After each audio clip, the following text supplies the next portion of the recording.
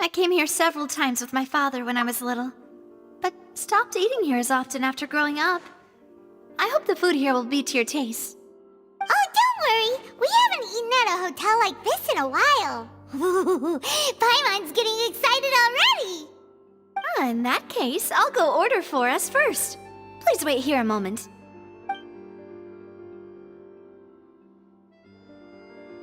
Ooh, everything looks so good! People in Fontaine sure know how to enjoy life! Why, of course. Go ahead, try whatever you like. If the food's good, I'll make a group reservation for the rest of Spina di Rosula next time. And if it's not? Well, then I'll still bring everyone. Albeit with only one dish per table.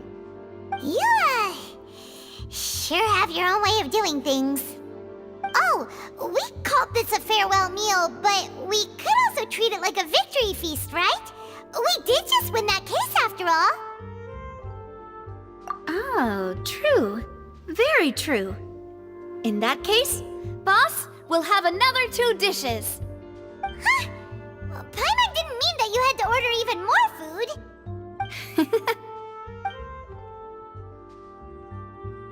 Speaking of cases, do you think that the mastermind behind the serial disappearances will get caught soon now that this has all happened? Well, we've certainly taken a big step forward, but I feel that's about it. We know that there's an organization that means to dissolve these young women, but we still don't know what they are really after.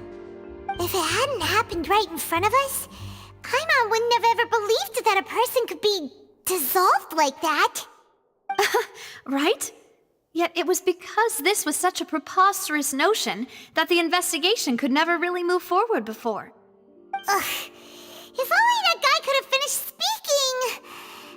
We were so close to hearing who was behind it. In such investigations, even the smallest step can seem like a yawning chasm if the trail of clues is cut off. To be honest, I don't have high hopes for any follow-up that the authorities might conduct. It's not that I don't have faith in their ability, it's just that a different perspective is required in some matters. It's easy to guard against and deceive a single narrow perspective. A shift in thinking is required at such times in order to produce a breakthrough. Which is exactly why the Spina di Rosula exists. Those highfalutin folk are not all-knowing. That's why we exist. To seep into the cracks where filth falls through, where their watch fails them. That's the kind of problems we solve. Seems Paimon thought things were simpler than they actually are. It's all right. Well, this was supposed to be a farewell meal, so I doubt you have further interest in this business, right? Let's talk about something else. Like, what are your future plans? That's true. We didn't have a chance to speak to her after the trial ended. It didn't really seem like the right time or place to do it anyway. I see. So, your primary objective, which has been foiled so far, was to have a chat with the Hydro Archon. I've heard that there's a long line of people waiting to meet Lady Farina. I suspect you'll be waiting for quite a while, considering that you missed your chance today. Yeah, we've heard that she's super popular here in Fontaine, and that it'll be tough getting any of her time.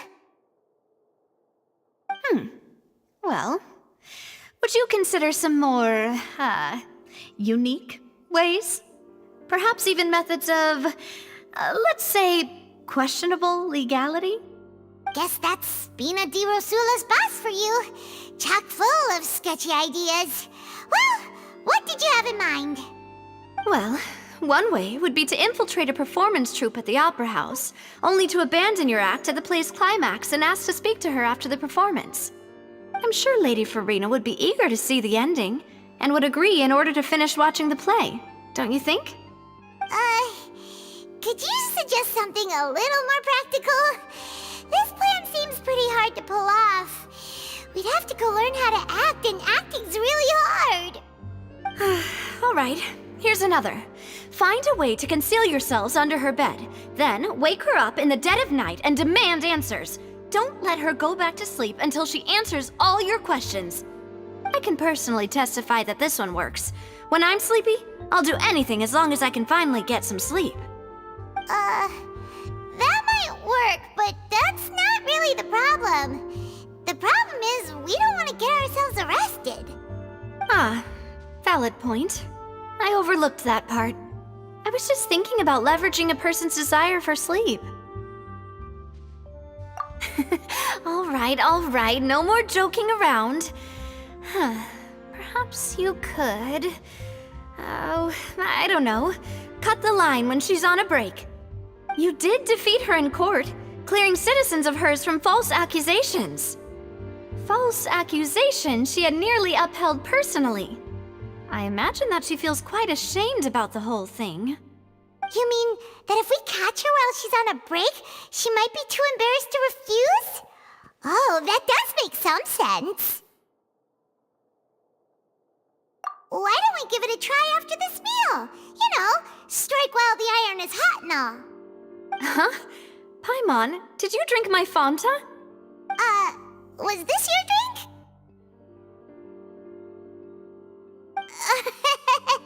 Sorry about that. Paimon wasn't really paying attention and the cup was right next to Paimon. Would you like to order another? No, it's fine. We're just about done here. Alright.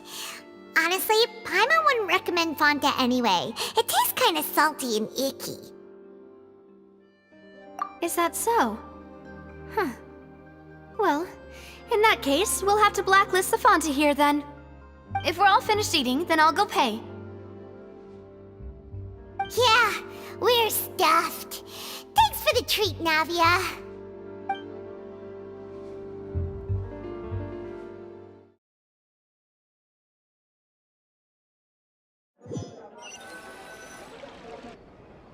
Oh, so full. Paimon can barely float anymore. Nah, that would be so... normal. You know, like you. Okay. As for expenses this month, we're left with... Hey, Navia! What are you doing over there? Oh, nothing. It was just a meal, you know? Nothing the Spina di Rosula can't cover.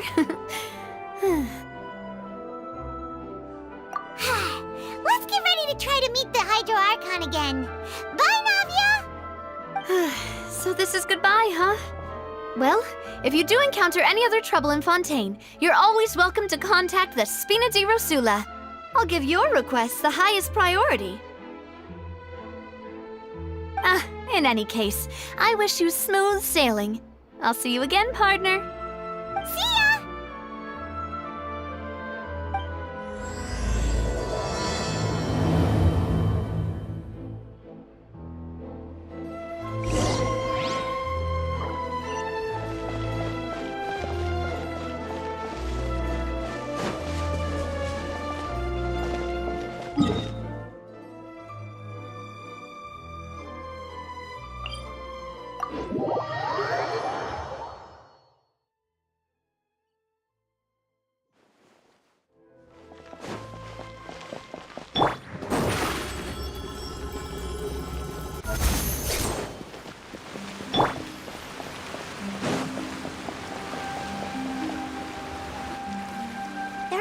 People around anymore. Looks like that boat we took to Araneas might have been the last one. Vacher. Looks like we're back here again. Huh? Traveler? Are you hearing voices again? Ugh. That's kinda spooky. Are you sure we don't want to come back in the morning? Vache? Vache! Hey, why are you still walking towards it? There might be something nasty in the water. Huh? Hang on. Paimon can kinda hear a voice. It's calling for Vache, right? Hey, Traveler? Stop walking! Come on, wake up!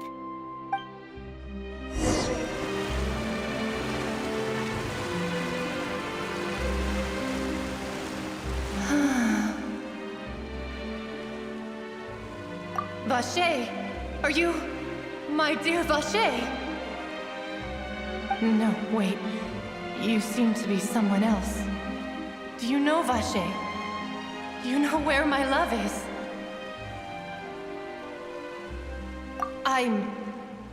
Wait.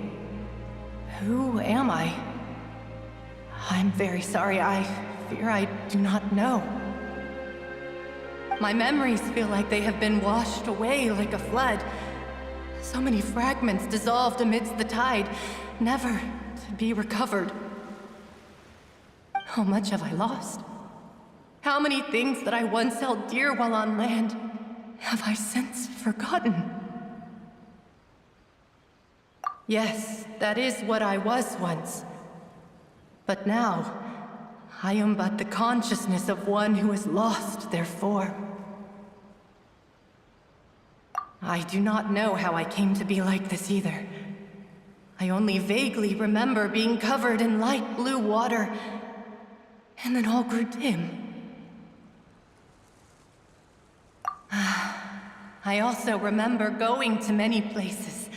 I loved adventure, loved exploring places of peril. No matter where I went, Vache would go with me.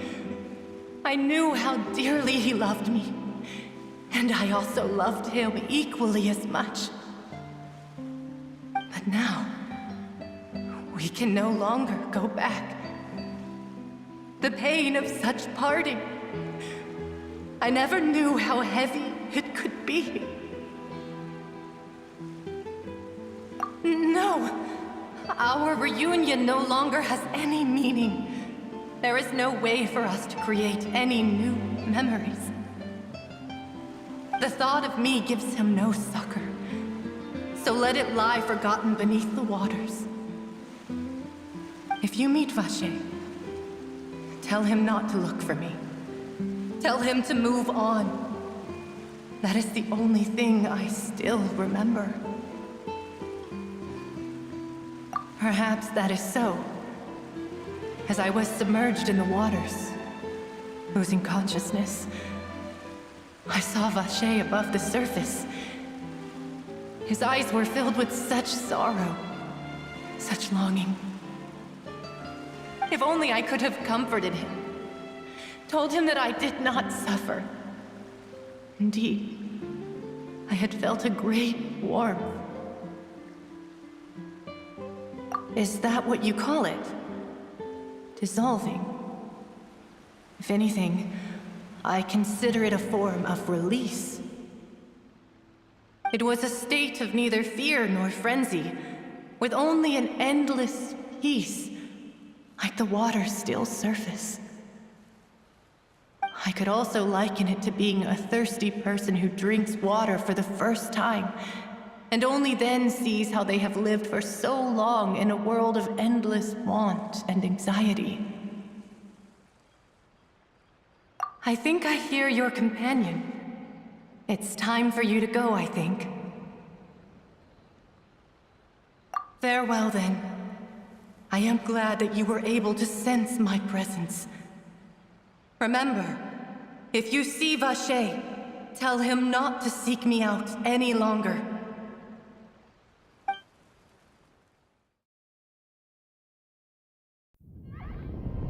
Wake up! Come on, hurry! Navi is outnumbered!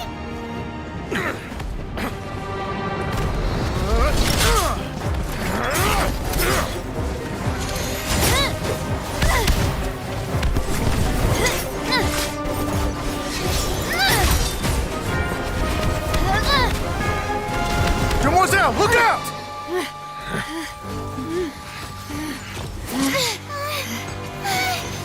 Dear God, it's a whole army of Gardamex.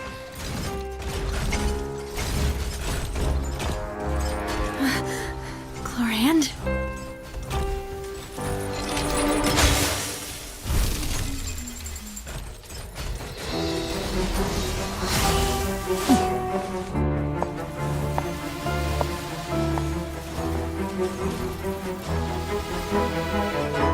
Quick, now's our chance!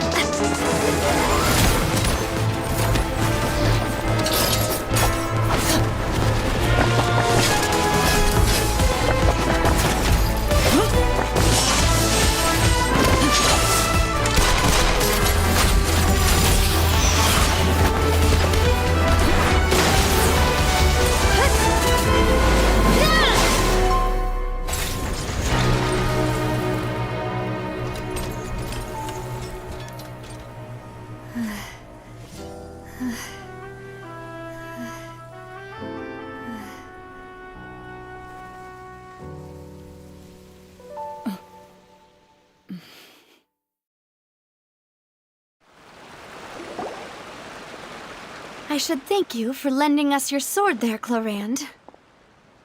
But before I do so, could you explain how you managed to show up here? I followed you. It seemed to me that danger has followed you more closely as of late. I believe that following someone without their knowledge is actually called stalking, is it not? Mr. Callus's last wish was for me to ensure your safety, and I will not betray his trust.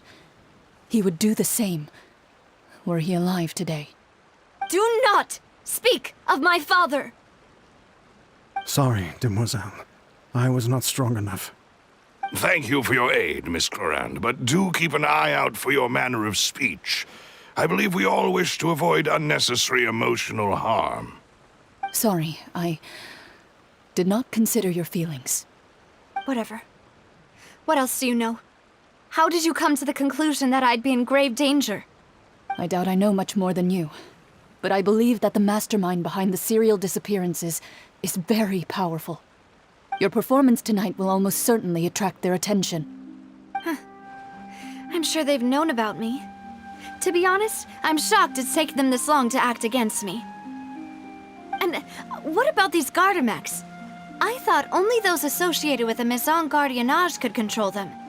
None of these mecha have serial numbers. I was sure to check a moment ago. They are not the ones used by the authorities to enforce the law. I can only conclude that some powerful or wealthy party must have obtained them via illegal means, deploying them as a private force of sorts. What? Your point being that they're out of Spina di Rosula's league, then? Yes. Be careful, and do not act rashly. I will continue investigating no matter what. We will bring the truth to light. That's my father's true last wish. Regardless, thank you for your help today, Chlorand. But if you get any ideas, tell me first. I don't much appreciate being followed. I do not think that they'll strike again anytime soon. So I shall stop following you. Good day, all.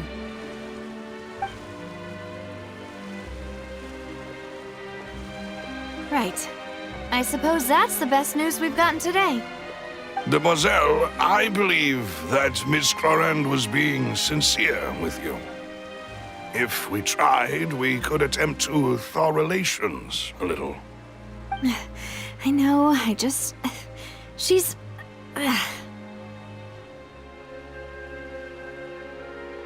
Oh, thank goodness! Paimon thought we were done for! Those Gardamex came out of nowhere while you were unconscious, and Nadia and her gang saved us!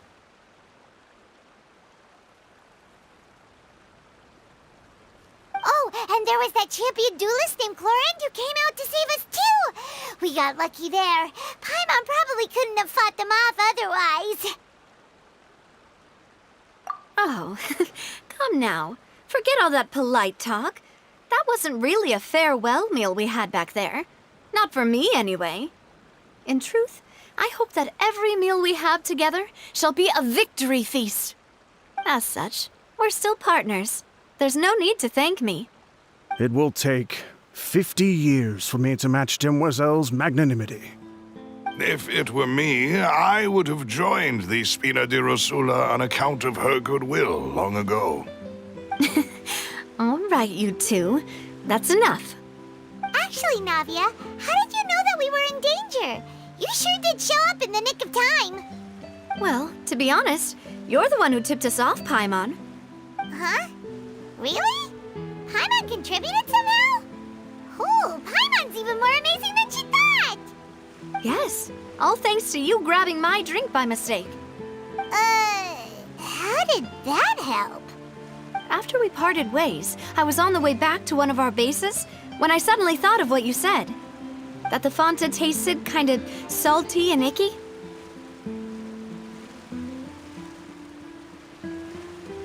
Fanta only comes in sweet flavors, so how could it have tasted salty? The color of the drink, if I recall, had also been a bit off. So the Fanta had been spiked with water from the primordial sea?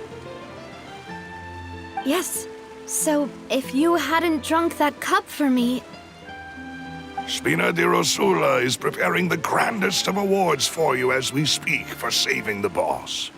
Huh? Really? I sent people to Hotel de Boer to investigate, but whoever did this left no trace at all. That's when I figured out that you might be in danger and hurried here as quickly as I could. But why would they go after us too? All we did was defend Linny in court and help clear his name. Ugh, now we're caught up in this mess too, aren't we? Well, you did foil a plan that they were probably pretty proud of, and almost got their name in the process. Speaking of which, did anything strange happen when you drank the primordial seawater? Well, it can't be coincidence that the traveler fainted just now. She said that she heard that voice calling for Vache again. Oh, and this time Paimon heard it too, but it was real faint. Does this situation have to do with the primordial seawater then? Does that mean the primordial seawater raises someone's sensitivity to hydro when it's used on people who are not from Fontaine? That doesn't sound like too much of a bad thing, to be honest. New intel? While you were out cold? Well, let's hear it, shall we? Oh, that is important. Vache. That name doesn't ring a bell. I suppose he hasn't stepped forward as a witness in court lately. Since he saw that young woman dissolve, he was at least at the crime scene. But he never gave testimony or any information regarding people dissolving in the primordial seawater. Could he have been threatened? Yes, thank you. This is very important information indeed. We will continue to investigate. Oh, you mean you'll help us investigate? Well, you did say that our farewell meal didn't really count. That means we're still partners, right? And besides, we're in this now whether we like it or not. You're not gonna let those people who targeted us get off the hook so easily, are you, Traveler? Demoiselle, do try not to look quite so pleased. You are the face of Spina di Rosula, after all. You talk too much. Well, in that case, let's head back to one of our bases, shall we? I'll arrange accommodations for you. We also have some plans to go over, and hopefully we can deepen our bonds as partners. But we'll take that one step at a time, I guess. Don't worry, you two. With us around, our base is definitely secure.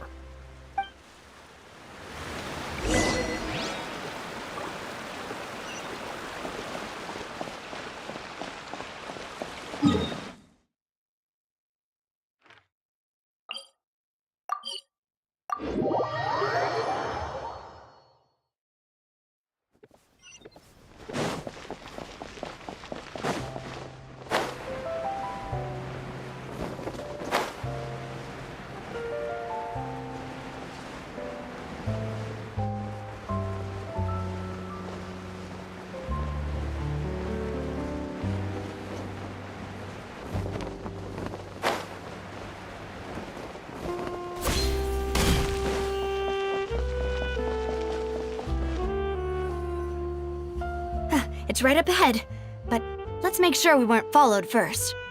I've been keeping watch, Demoiselle. I haven't spotted anyone suspicious thus far. Very good. But let's not let our guard down for now. I shall find rooms for our respected guests. Thank you, Malus. Now, let's continue, traveler.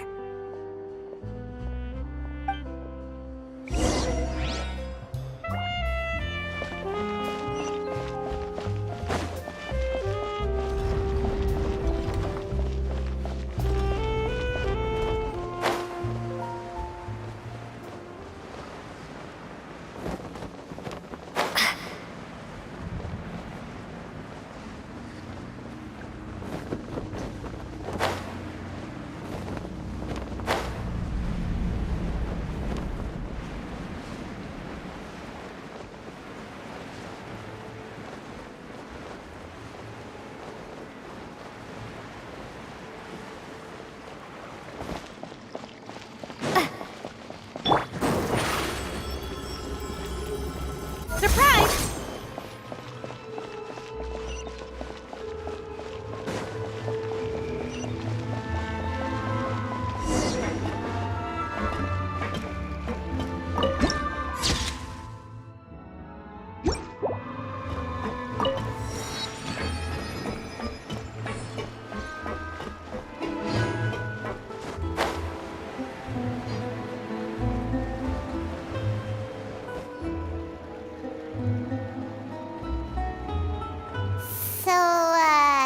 This is your base?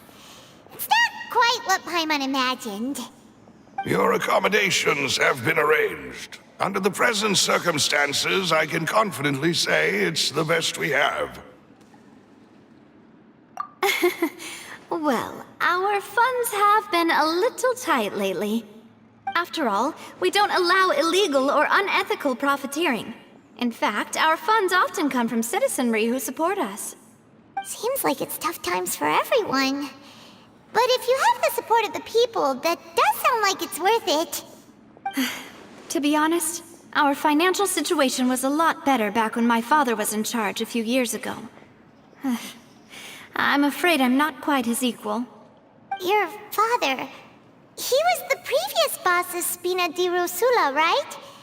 How did he... Demoiselle, if you'll allow me to explain. No. I'll explain it myself. I suppose I couldn't run from this topic forever. And as partners, this is something I hope they can understand. My father's name is Callus. Yes, the same one they call Callus the Unfaithful in the streets. 3 years ago, he was accused of murdering his own friend. But he chose a duel to defend his honor instead of standing trial. He died in the duelist's ring. Oh no. But I do not believe my father was a murderer. I'm sure he was set up. At the time, I believed that if he only stood trial and was duly investigated, something amiss would crop up and prove his innocence.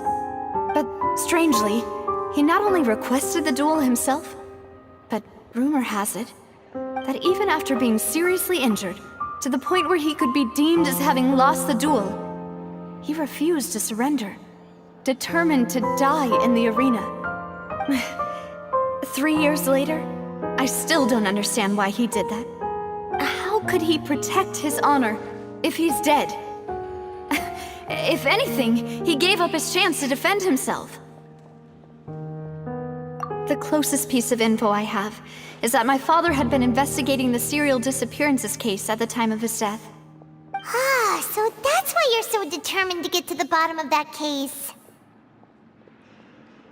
That's right. I've also tried to investigate the murder my father was implicated in, but I haven't found a single new clue in my countless reviews of the investigation records. However, I believe that if the murder case is related to those behind the disappearances, they must know something. I must know what really happened. Was my father coerced? Framed? Even if he really did kill his friend, I must get to the truth. If only he'd been more open with me when he was still alive. He even hid the fact that my mother died due to complications when giving birth to me. And now, here I am investigating his death. You really are a handful, aren't you, Papa?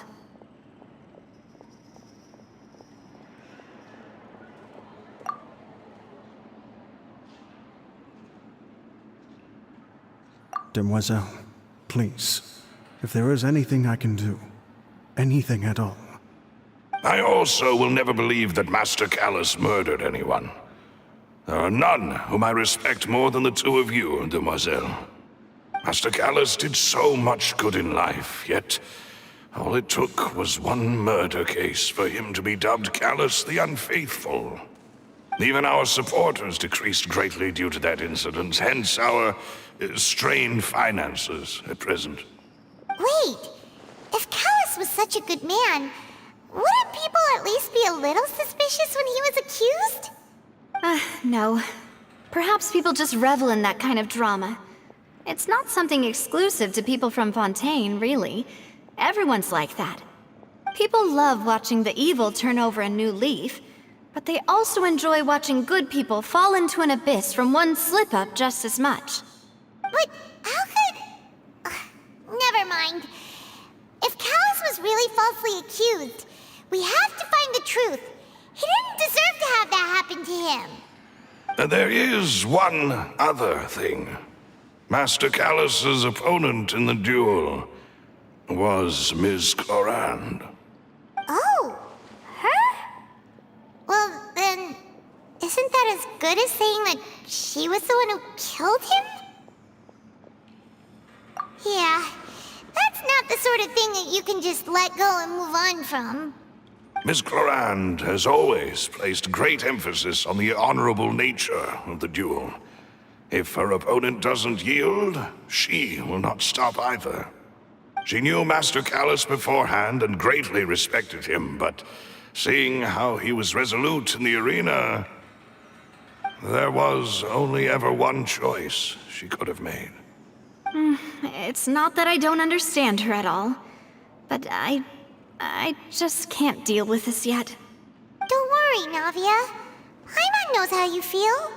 You don't have to force yourself to do that. Afterward, Ms. Clorand told us that at the start of the duel, Master Callus requested that she ensure Demoiselle Navia's safety. Yes, that is our understanding as well. Oh, Papa. What madness drove you to ask the person who killed you to take care of me? All right, anyway, that's the information I wanted to share with you. Even if it did sound like I was just complaining towards the end. Thanks. You two should go and rest. This was quite a day after all. Yeah, Paimon's beat. Please, relax and get some sleep. We will ensure you rest soundly.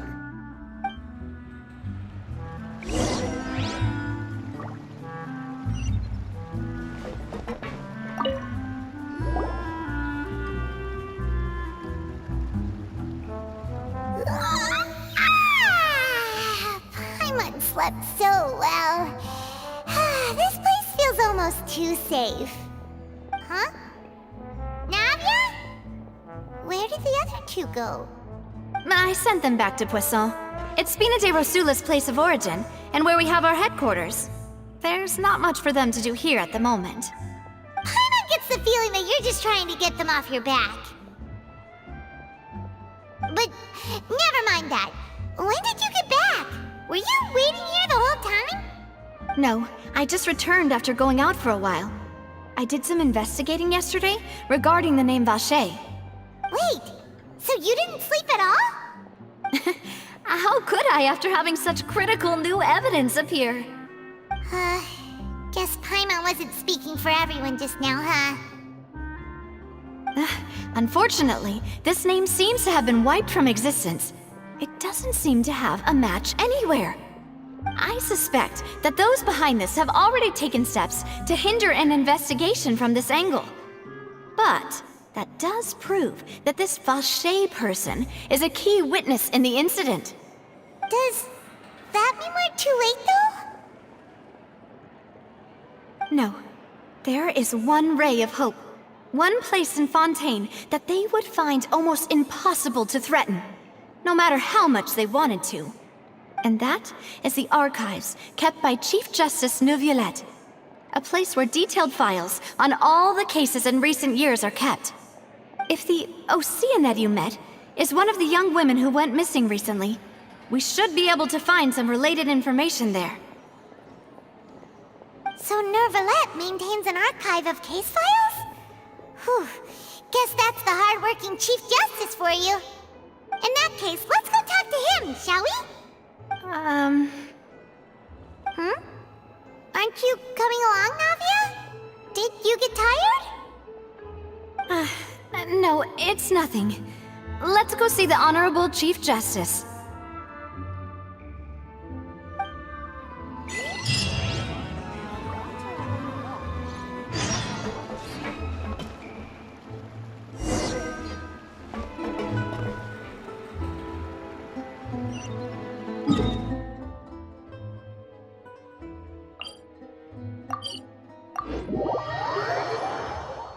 The Palais is right up ahead.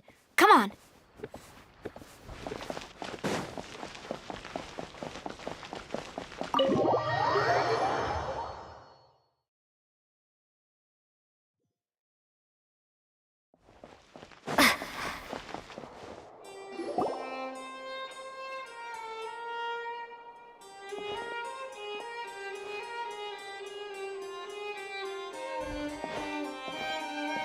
Halt!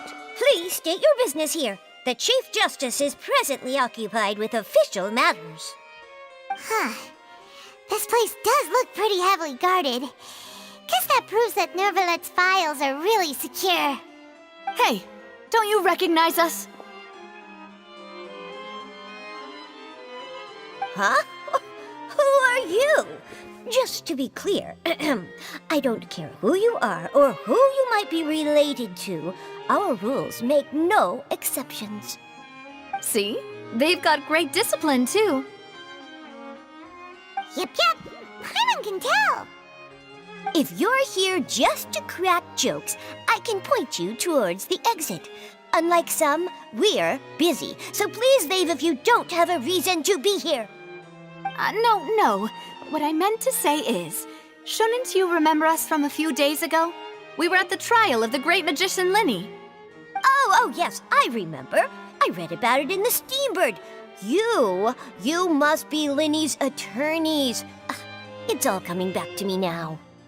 We're here today to report and archive some information on a follow-up case. Huh, is that even a thing? Of course. Don't worry.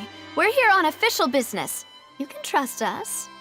All right then, I'll let you through. The Chief Justice is just inside.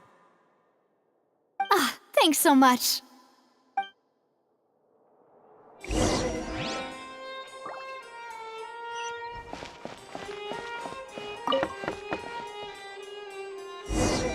Please come in.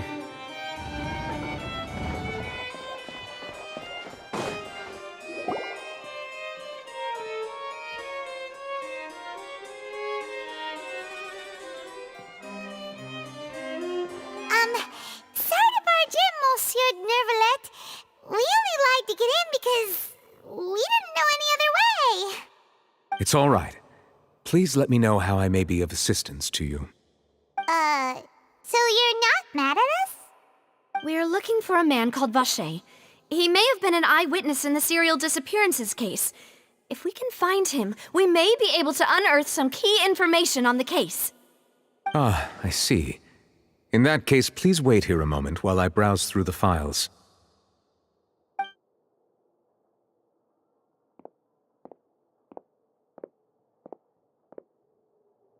Who knew that Neuvillette would be so easy to talk to?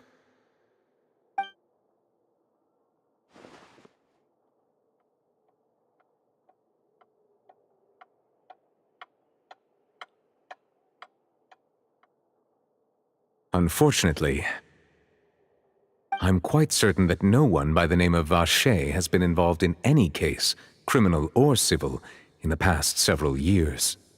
There are no records of him either in the files or in my memory. What if it was really just a dream? Is that so? All right then. Thank you so much, Monsieur Neuvillette. We'll take our leave now.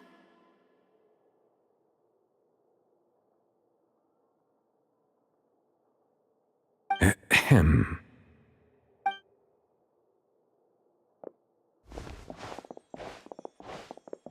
Miss Navia, I can understand how you feel. Your father, Callus, was a truly exceptional man. We deeply regret his passing.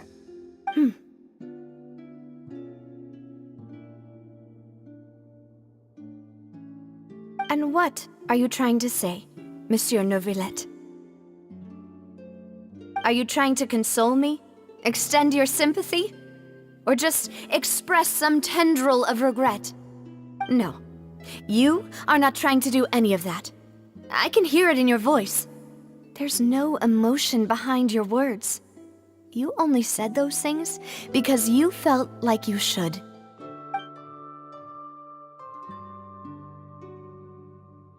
It's just like last time. After my father took his place in the duelist ring, I pushed through the guards to talk to you as a last resort. You even told me then that you thought there was something fishy with the case, yet you still allowed the duel to go ahead. In your eyes, the value of a human life is nothing compared to those cold laws you hold so dear. If you truly regret my father's death, then why didn't you call a stop to the duel? Why didn't you give me the power to stop him from throwing his life away? Why did you just let him die, despised and hated by all? Everything was hanging on a thread at that moment. Just the tiniest effort could have changed everything. There are still so many things I never got to tell him. So many questions he still owes me answers to. If you really have no heart, then just look me in the eyes. I, Navia, will show you the true meaning of regret. I'm sorry, Miss Navia. You and my father are truly alike. You keep all kinds of things in your heart and never say a word to anyone. It's not so much that you can't feel, but that you would never express anything. Oh well. In any case, everyone already knows full well the apathy of the Chief Justice. My apologies for taking my emotions out on you, Monsieur Chief Justice. Let's go, Traveler and Paimon.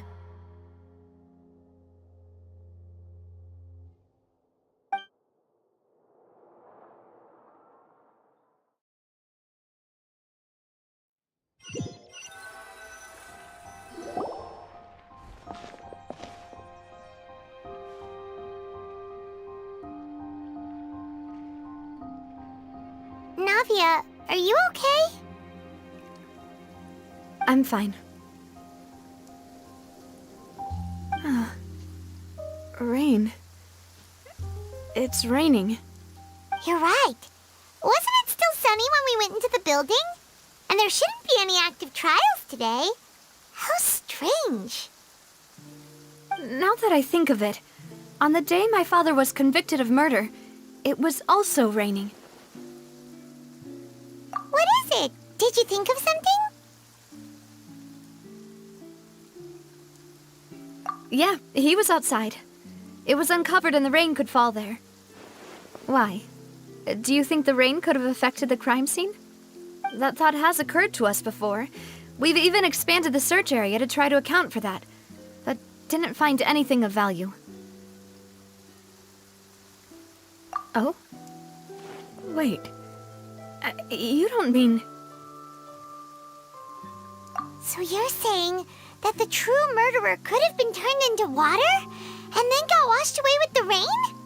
Yeah, and if that's what had happened, then no one would have believed your dad, even if he explained what he saw to the authorities. I really think I found a true genius for a partner. You're completely right. How did I not connect the dots earlier? All right, let's go to Poisson. With this new lead in mind, we'll get to the bottom of my father's case for sure. Yeah, we're gonna make progress for sure this time. do you want to go with me now? Or do you want to head over by yourself later? Great. Let's go then.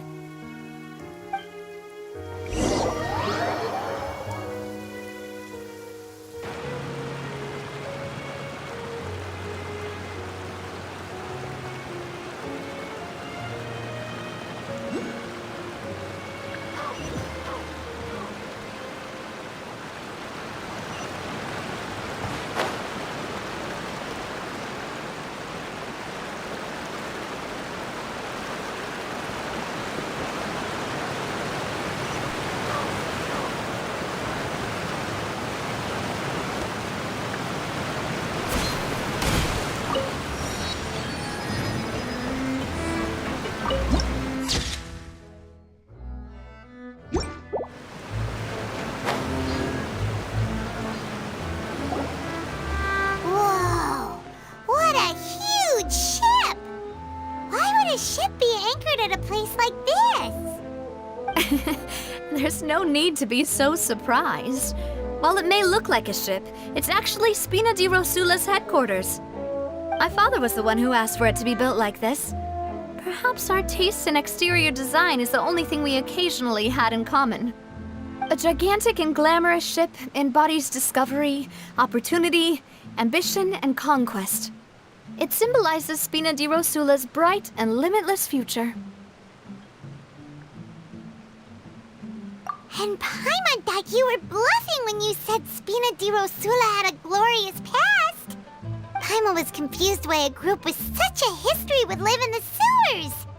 But now that Paimon has seen this ship for herself, she's been convinced. Well, Poisson is where Spina di Rosula began, after all. It's our main base, our home.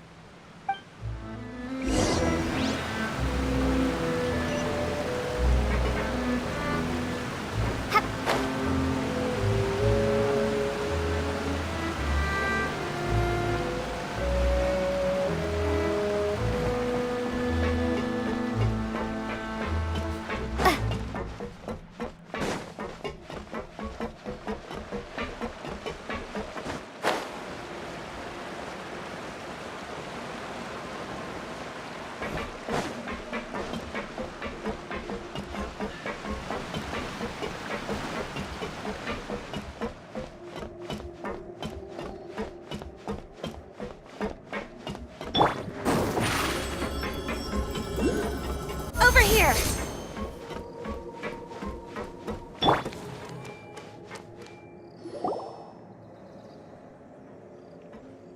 Melus, we're back! Apologies for the wait, demoiselle, and our most important partners. You said before that you still had some business at the court. What brings you back to Poisson so quickly? About that. It's because my partner here reminded me of something really important. You see, what if my father's case had something to do with water from the primordial sea? You still remember, right, Melus? On that night, it was raining? Yes, the case was quite similar to that of Mr. Linney's. Both were what you'd call impossible murders. Could you tell us a bit more about what happened before? Yeah, of course. Many years ago, something called synth began to gain popularity in Poisson. At a glance, it was a kind of drink that could excite your mood and produce many pleasant hallucinations. Wait! Didn't that guard guy who turned into water also mention that the primordial water could be used to produce some kind of potion? Yes, he did. Considering what we know now, it's almost certain that synth is created using water from the primordial sea. If you drink synth for an extended amount of time, you'll suffer many side effects, such as losing the ability to focus or control your emotions. And if you were to stop drinking it completely, you'll experience flashes of paranoia and anxiety while lacking energy to do anything. It's an extremely dangerous substance. As he oversaw Poisson, my father was compelled to put a stop to synth abuse and called for a complete ban of it. Boss's uncompromising attitude incurred the synth vendor's wrath, But no matter how much they threatened or bribed him, he refused to yield. Not only that, Boss became determined to find the mastermind behind the synth operation and put an end to the problem once and for all. Yes, but the enemy was very cunning. So he could never get anything out of the dealers, all of whom only sold the stuff and weren't privy to the rest of the operation. Recognizing that, my father decided to contact the dealers in secret and cultivate personal relationships with them. Finally, he was able to convince someone to become his informant. The man's name was Jacques. He felt greatly ashamed about his work after seeing many families destroyed by synth abuse. That night, my father hosted a banquet at his countryside estate. He planned to meet up and exchange information with Jacques over some food. But then, we heard 2 gunshots from the courtyard. We raced to the scene and found my father, still holding a gun, and Jacques, who was already dead on the ground. Huh? How did that happen? Aren't they on the same side? Sounds just like Lenny's case, doesn't it? In both cases, the culprit seemed obvious, but neither appeared to have any motive at all. Looking back on it, though, I now believe the most important clue was something we all overlooked at the time. There were pieces of clothing left at the scene. Precisely. It's all thanks to you that I made the connection now. Back then, we all just thought they were some costumes that Jacques used to disguise himself at the banquet. But, considering it now, it's almost certain that they belong to a third person at the scene. With one extra person, we'll also need to reconsider why the 2 shots were fired. You're right. We still don't know what happened. But my intuition tells me that we're on the right track to figuring it all out. I'm finally headed towards the truth. Jacques was an empathetic man who was infinitely remorseful for his past actions. It's unlikely that he turned on Boss with 0 warning. I think this third person is probably the key to the full truth. On that note, however, even though this will not please you, demoiselle, as your and your father's butler, I must still offer a word of warning. Our opponent is insidious and cruel. They are extremely difficult to deal with, and Boss has already lost his life trying to bring them to justice. Even though Spina de Rosula has lost most of its former glory, Poisson has welcomed a new time of peace, and we have been allowed to live out our lives. There is no need to follow your father's path. It would be both wise and in line with Boss's wishes to step back and give up on the case. If that's indeed what he wished for, then he should have told me that himself. Was I not the closest person to him? And yet, I was the one most kept in the dark. What was the point of him dying without sharing any of the secrets he knew? Did he manage to protect anything in the end? Synth is still here. Callus the Unfaithful is still his epithet. And Spina di Rosula is barely getting by. Nothing has changed. Did he think I'd just accept his meaningless death and live out my life just as meaninglessly? I've never accepted that, ever. Not since that day, and certainly not now. I want to find out the real answer for everyone's sake. For the missing girls, for the victims, and for myself. Navia. This is indeed the best moment to act. Your partner appears to be quite reliable, and more importantly, demoiselle, I think you're also ready to take this on. So you do know something else, Maloose? Yes, I do. In fact, even before that banquet, Boss already knew of the connection between Synth and the serial disappearances case. But what drove all the tensions to the boiling point was the revelation that you, demoiselle, had been selected as the next target to disappear. What? Boss also didn't tell you that he had been diagnosed with a rare illness. The doctors told him that he had no more than 5 years left to live. and the serial disappearances case caused him great anxiety. 5 years was nowhere near enough time to resolve this long-standing conflict, but once he passed away, all the danger would pass on to you. Knowing all of this, he decided to use one final intimidation tactic before his death. He claimed to have already gotten his hands on some key incriminating evidence for the other side, and even told some members of Spina di Rosula about the details. But as long as you remained safe, he would not share the evidence with the public. If something were to happen to you, then he and all those he told would immediately expose all they knew about Synth and the disappeared victims. Right, so nobody would be able to get off scot-free. As we've seen, Boss's tactic has worked. Even though Boss has been gone for a long time, the other side has not tried to take Demoiselle's life. No, I don't believe it. He never appeared to look sick to me. No father wants their daughter to see them weak and haggard, especially someone as proud as Boss.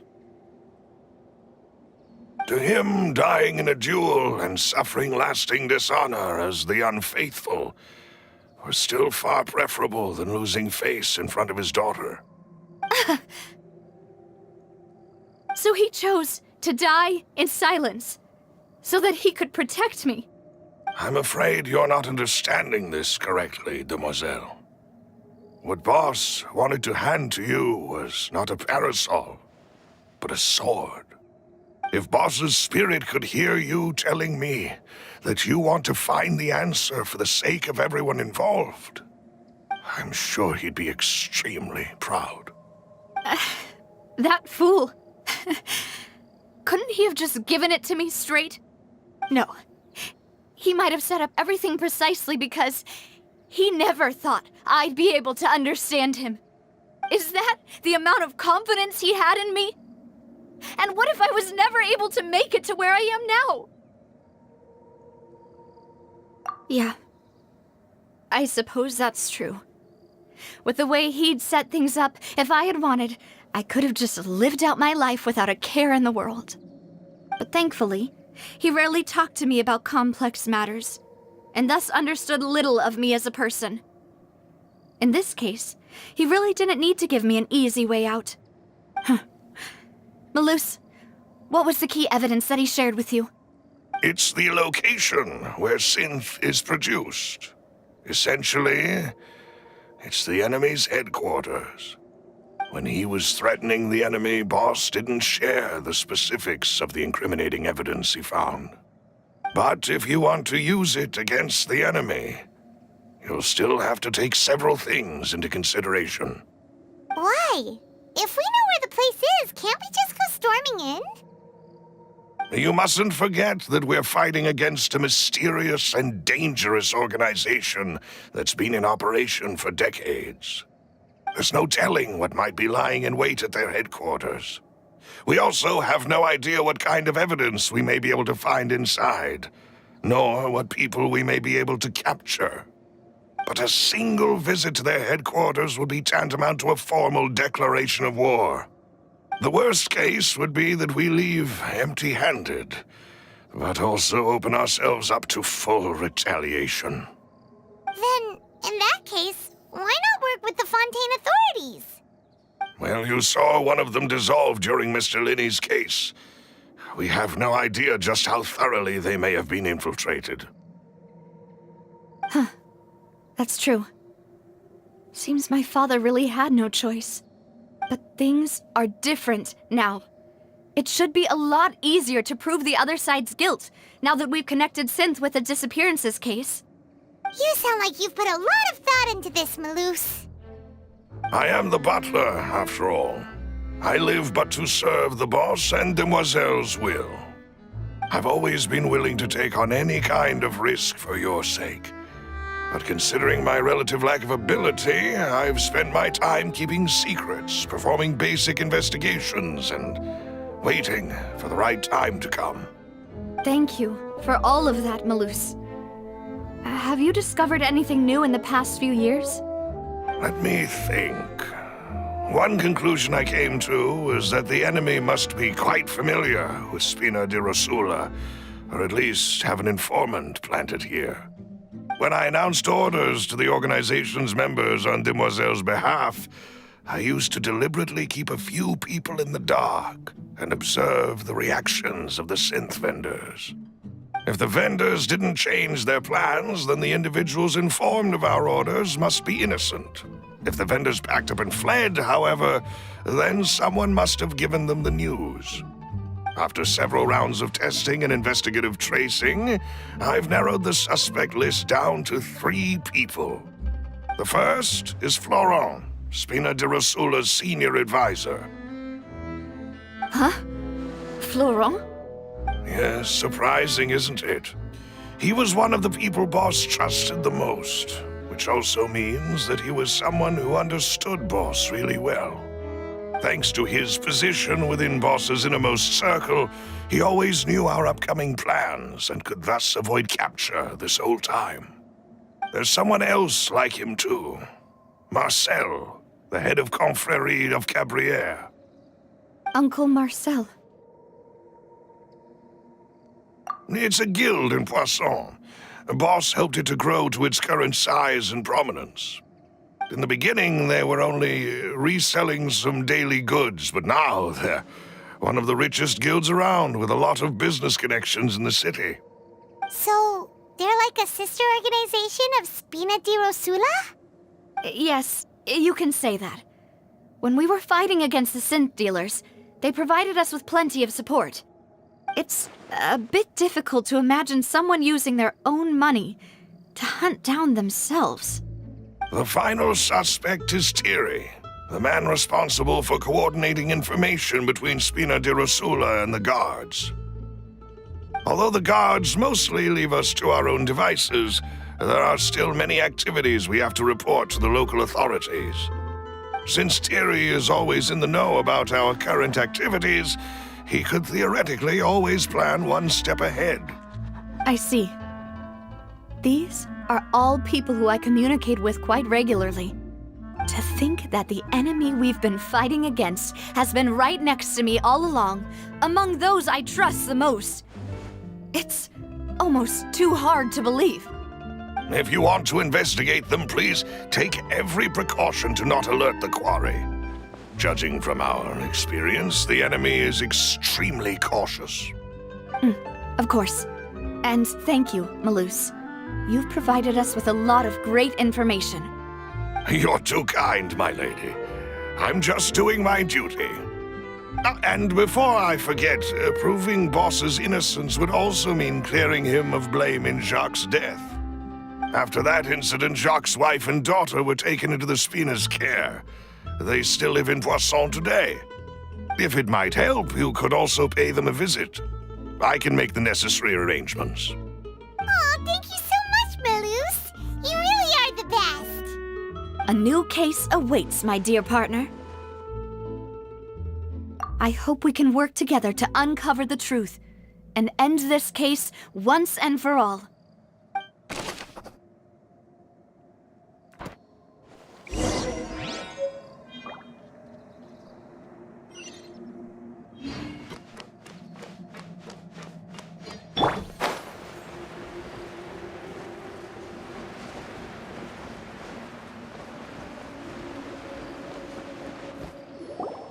It is settled, then. Please excuse me, and enjoy your conversation at your leisure. Thank you for arranging everything for us, Malus. Excuse me, miss. Do you need anything from us? Oh, Hey, Navia's all quiet. This isn't like her at all. I'm sorry that I only came to visit after all this time. After what happened, I didn't know how I was supposed to face the two of you. Ah, if it's about that, there's no need to apologize. After my husband died, Spina di Rosula sent us a lot of mora and support. I understood your guilt and apology to be genuine. But Aren't all of those things nothing compared to the loss of Jacques? I can understand the kind of pain that comes with losing a father so needlessly. You don't understand at all. I didn't know how to face you, because I didn't know what I could possibly bring as a consolation gift. I know only the full truth could bring closure to you. And to all of us. I'm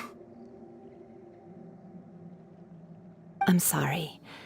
I appreciate the sentiment, but you don't have to carry all that guilt.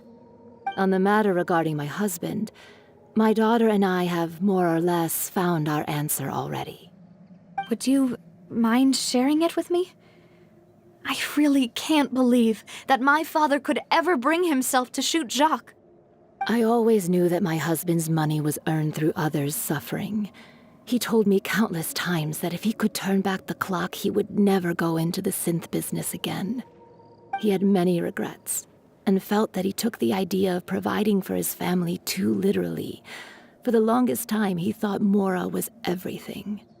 So when Mr. Callis came to him with a proposal, he accepted it almost immediately. He tried to be as careful as he could, but even so, he was still found out by the higher-ups. They found out about his betrayal? Papa didn't say that exactly, but Papa did tell me that I should never be ungrateful. Before he left that day, he told me that he had no choice. It was only later that I realized it was his final farewell to the two of us. I don't know that for sure, but you could say that's the conclusion I eventually came to. Which is why I'm the one who should feel guilty. Callis had always taken great care of us, both when he was still alive and after he passed away. Even if he fired the shot that killed my husband, it was likely in self-defense. It is impossible for me to hate him for what he had done. But Mama, why is Papa still the bad guy if he did the right thing? Papa always wanted to be a good man, so why did he have to do a bad thing in the end? Well, things aren't always as they seem. You still feel like your papa was a good man, right? Yeah, Papa was a really good man. The best in the whole world. Then you should hold on to that. If a good man had to do a bad thing, then he must have had his reasons. Regardless of whether he left you a parasol or a sword. He must have done so to give you a better life. Oh. Thank you for everything you've told me. I will definitely find the truth. The current state of things is not something I'm willing to just sit back and accept. Thank you. I'm very grateful to hear this from you. Even though your personality is quite different from your father's, your determination when you speak is really similar. You really think so? That's the first time anyone said that to me.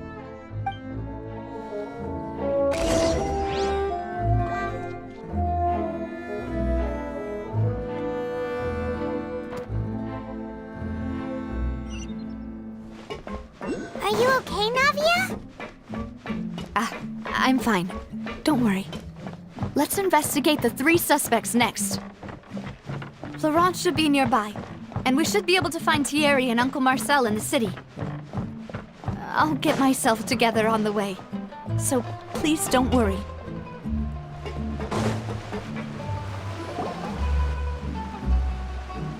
Greetings, boss. How may I be of assistance today? I'm sure you've heard about what happened at the Opera House. Someone got turned into water right in front of us. Yeah, I've heard. With something that dramatic, I'm sure journalists will milk it for all it's worth. And it'll be all the talk for the next several weeks. It also reminded me, on the day that the incident happened with my father, it was raining outside, and we found some clothes left at the scene. After my partner here put the dots together for me, I feel like we should try to reopen his case. Can you do me a favor and try to recall what happened that night? Let me think. Mr. Callus was feeling pretty upbeat that day. So he was drinking and bantering away with us at the table. After that, he told us that he wanted to go get some fresh air. So we let him go without thinking much of it. Who knew that we would hear 2 gunshots ring out right after? My first reaction was that Mr. Callus's life was in danger. So I grabbed my holster and made a mad dash toward the scene. But when I got there, it was already too late. Mr. Callus was standing over a dead body with a gun in his hands. All we could do was look back and forth at each other, not knowing what to say. So you also remember 2 gunshots then? Indeed. The guard said that the first shot didn't hit anyone, while the second killed Jacques. But I've never really bought that explanation. Reason being, Mr. Callus had left his gun on the table. I even made sure to confirm that before running to the scene. But according to the guards, that doesn't mean he couldn't have had other guns on his person. About the clothes left at the scene that you mentioned, do you think there was a third person there who was turned into water? At least from our perspective, my father had no reason to kill. So he would also have no reason to bring an extra gun with him. The gun he was holding probably belonged to Jacques, or a third person on the scene. Yeah, that makes a lot of sense. So you're saying Mr. Callus ended up with the gun because he seized it from one of the other guys? But hold on. If that's what had happened, then why didn't he share the truth with any of us? He didn't even want to face the Oratrice machine, and chose instead to prove his honor in a duel. Did he lose all faith in the courts after seeing someone dissolve right in front of his eyes? About that, Malus told me a thing or two. So, I think I can understand why he committed to the duel. I'll tell you everything once the whole truth has been revealed. I understand. Then I'll leave Mr. Callus's honor in your hands, boss. And if I may just say one more thing. The whole Callus the Unfaithful epithet has been a thorn in my side since the day it was invented. Many people have laughed at me for still calling him Mr. Callus, even after so many years have passed. But it was Mr. Callus's trust that allowed me to rise through the ranks of Spina di Rosula and live the life I lead today. No matter what others might say, he'll always be the man I respect the most. And he'll always be my boss. Don't worry. I will definitely find the truth. You and all our other comrades at the Spina deserve to know the truth as well.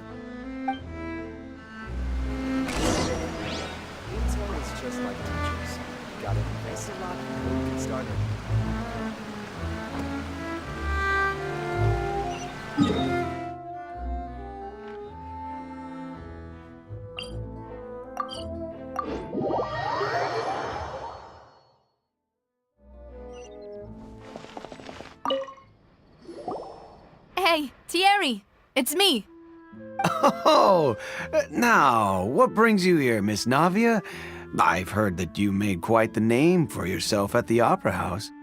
Oh, so you've got news of that already. Oh, okay. Hey, I'm also a member of the guards, you know. The way you make it sound, people would think I was sent off to Poisson because I had done something wrong. Are you sure there isn't a little bit of truth in that? Under normal circumstances, shouldn't you have been called back to the city already? I mean, where I work is really up to me. Let's just say I enjoy the ambiance of Poisson. Callus did a fantastic job running the town, building Spina di Rosula from the ground up and clearing many obstructions in my way. It would be next to impossible for me to find a similarly easy but high-paying job in the city. Anyway, enough chit-chat. Are these 2 friends of yours? You, here for some formal business? Yes. These 2 are my partners. What happened at the Opera House made us realize that Linny's case and my father's may be related. We're trying to reinvestigate the details of my father's old case. Ah, I get it. You think there might be more to the case now that we know people can be dissolved into water, right? I was also flabbergasted when I first heard of it. If you want to go through the original files from your father's case, I can help you look for them.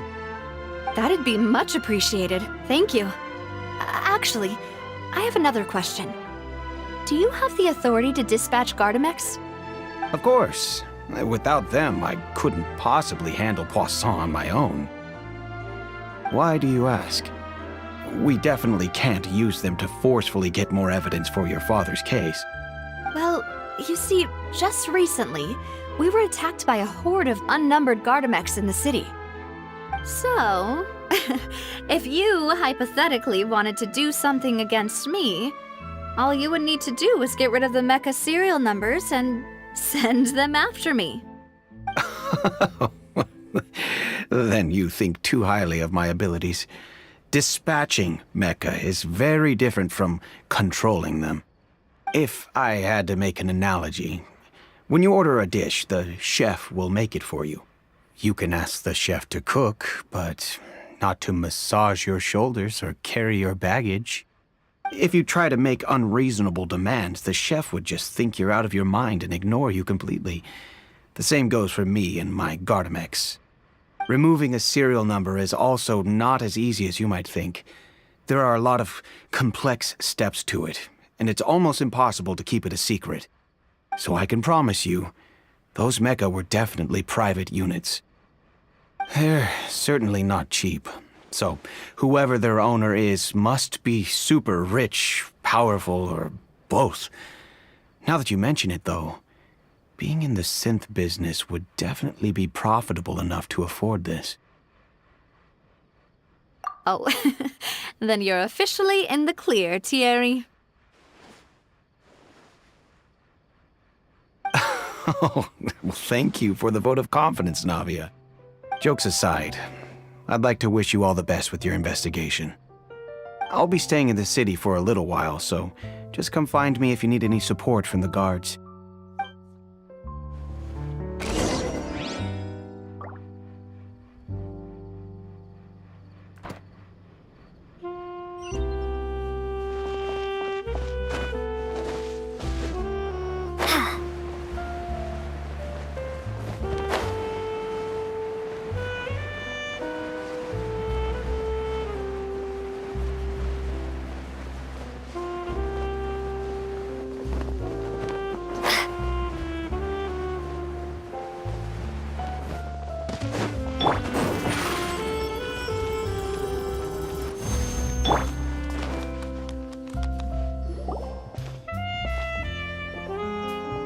Hello. How may I help you?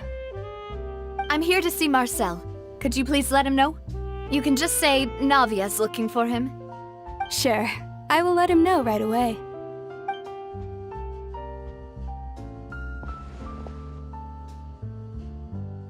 Ah, Navia, hello. Sorry to keep you waiting. I'm not as young as I used to be, so my legs are giving out a bit. Oh, it's all right, Uncle Marcel. There's no need to stress. I just wanted to talk to you briefly about what happened in the Opera House. I'm sure you saw everything too, right? Yes, I've never seen anything so strange. Oh, you were at the Opera House too? That's right. I went there with Navia to see the magic show. Who knew it would turn into a whole murder mystery? I also witnessed your marvelous sleuthing work. Quite impressive.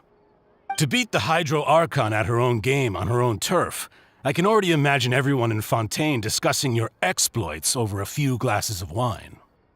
Oh, Paimon doesn't want to become the talk of drunkards. Apologies. It's just how Fontaine is as a nation.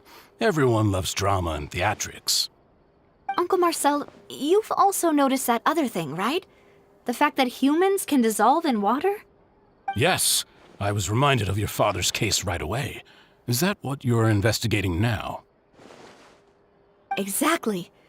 I still don't have much solid proof, but I can sense that the other side has already begun to act. Oh, and what makes you say that? We were attacked on Araneus by some unnumbered Gardamex. And there was also an attempt to get me to drink water from the primordial sea. If not for the vigilance of my partner, I probably wouldn't even be here talking to you right now. Oh, you're giving us too much credit. Wasn't it you who protected us? Alas, it seems things are heating up again. The peace that Callus sought so dearly will soon become a thing of the past.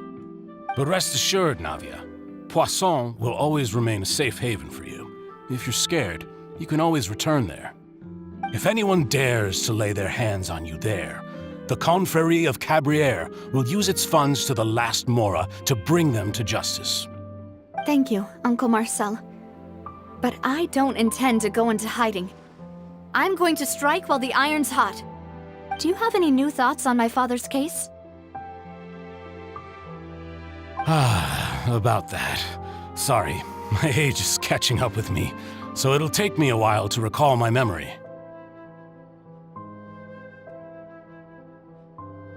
The Confrérie was responsible for that banquet, so I was out and about the whole time making sure things were running smoothly.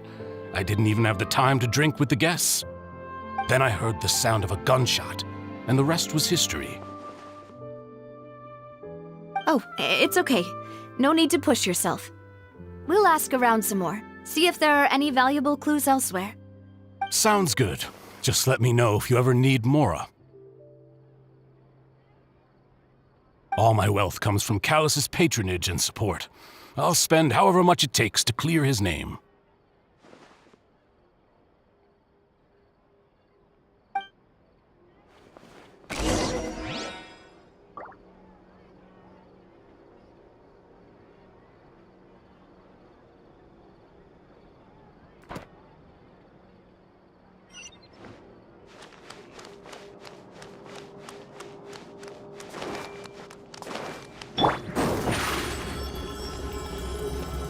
Surprise!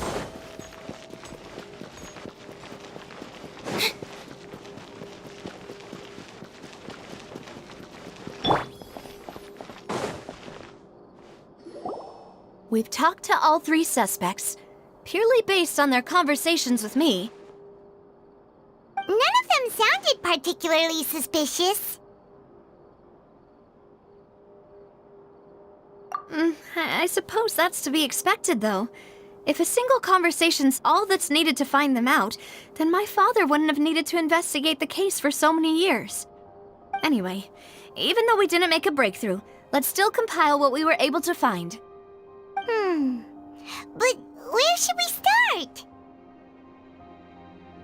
Ah, you're right! Flora mentioned that Callus probably only ended up with the gun because of circumstance. That makes sense. According to Jacques' family members, he already told them that he had been discovered, and that he had no choice before he left home that day. If I had to guess, he probably received an order from the synth boss to kill my father. Had he refused, he and his family's lives would have been forfeit. So, Jacques fired the first shot?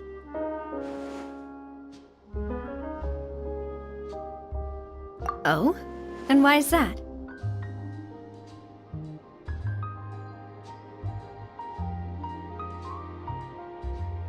Ooh, that's a good point.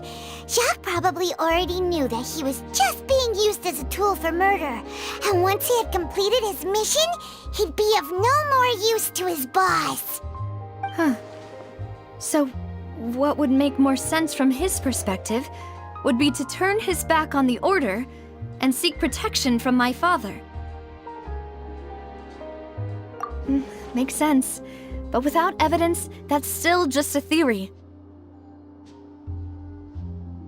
Besides Jacques, the attack from the Gardamex has been bothering me quite a bit as well. It's obvious that our enemy has become more antsy after the secret of the primordial seawater was revealed. Do you think he knew, even then, that we'd follow this lead to the end? Given everything that's happened since, it's quite possible. But who among the 3 suspects would have the ability to control privately owned Gardamex?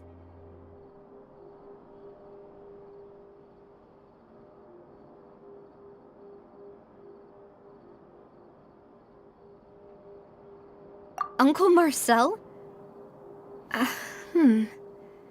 My father did really trust him.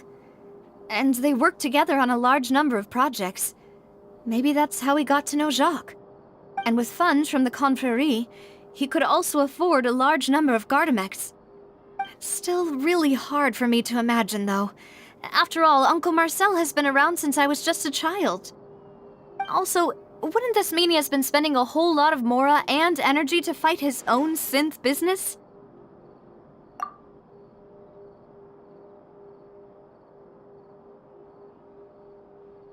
Florent? It is true that he was closest to my father, and thus had the best chance of learning about his dealings with Jacques. But as Spina di Rosula's advisor, his work mostly deals with personnel and security, so he shouldn't have much means when it comes to finances. So you're saying he's too broke to afford a mecha army? Exactly. He can't. And even if he could, I don't think he would be able to dispatch a whole group so quickly.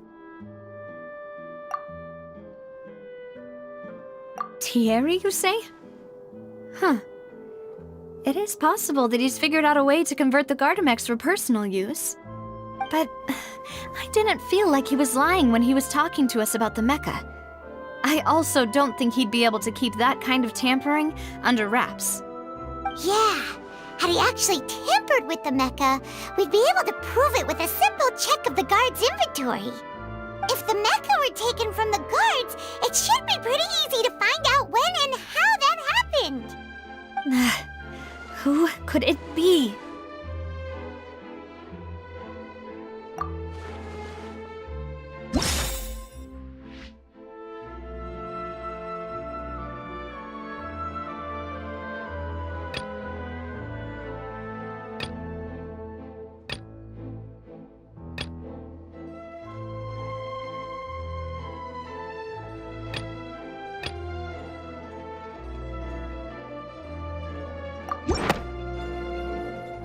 You know, if you think everything through, Uncle Marcel is indeed the most suspicious of them all.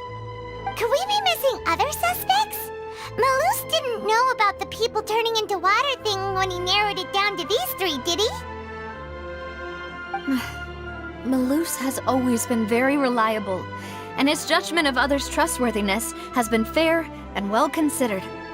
When he laid out his case for the 3, the rationale he gave me made a lot of sense as well. The suspect is knowledgeable about the Spina's internal affairs, has the means to dispatch mecha to assassinate us, and possesses significant intellect and foresight.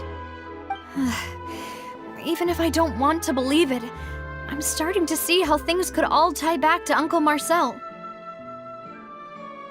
Well, we still have another trump card on top of all the theorizing and speculating. Yes, Malus did say that charging straight in there would be extremely risky, but we don't have any other options right now. We need far more solid proof before we can hope to go charging in on our enemy. Navia, here you are. Oh, I've been looking for you. Huh? Aren't you the guy from the guards? Did something happen? Yeah. News came from Irenaeus just after you left. We've got another trial on our hands. Wasn't that place built specifically for holding trials? What's so newsworthy about this one? I know. But they said the person they're putting on trial is a Fatui harbinger called Tartaglia. What? Is that someone you know? Yeah, we know him. Maybe even a little too well. Well, he's been accused of being the true culprit behind the serial disappearances case. It's absurd, don't you think? Wait, how? None of our investigations have had anything to do with him. That's what I thought was strange about it, so I came to tell you the news right away. If the charge against him stands, then it'll be next to impossible to get the guards to support any of our planned investigations. Right. Because they'll think they've already found the culprit. Yeah. And it'll be a lot harder then to clear Mr. Callus's name. I understand. Well, partner, what do you think we should do? We still haven't found any conclusive evidence.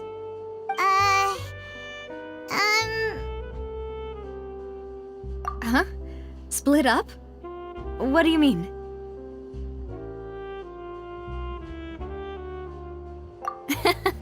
Just as expected of my partner.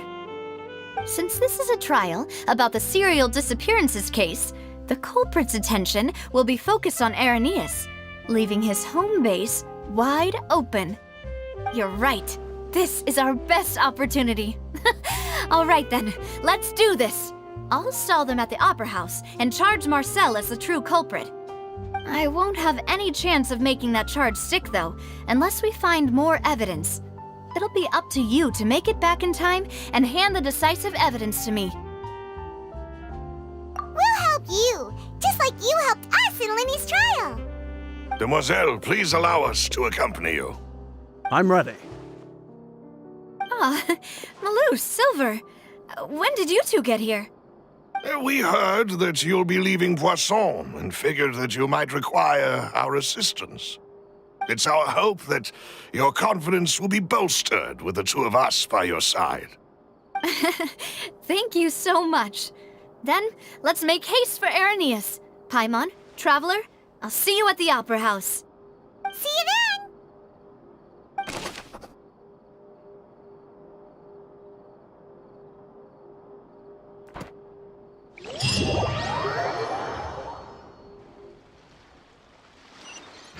Now that Navia has set out for Irenaeus, we should also get going. The location has already been marked on the map, so let's head over. Huh. According to Malusa's info, the synth production base is underwater. Let's go and try to find the entrance.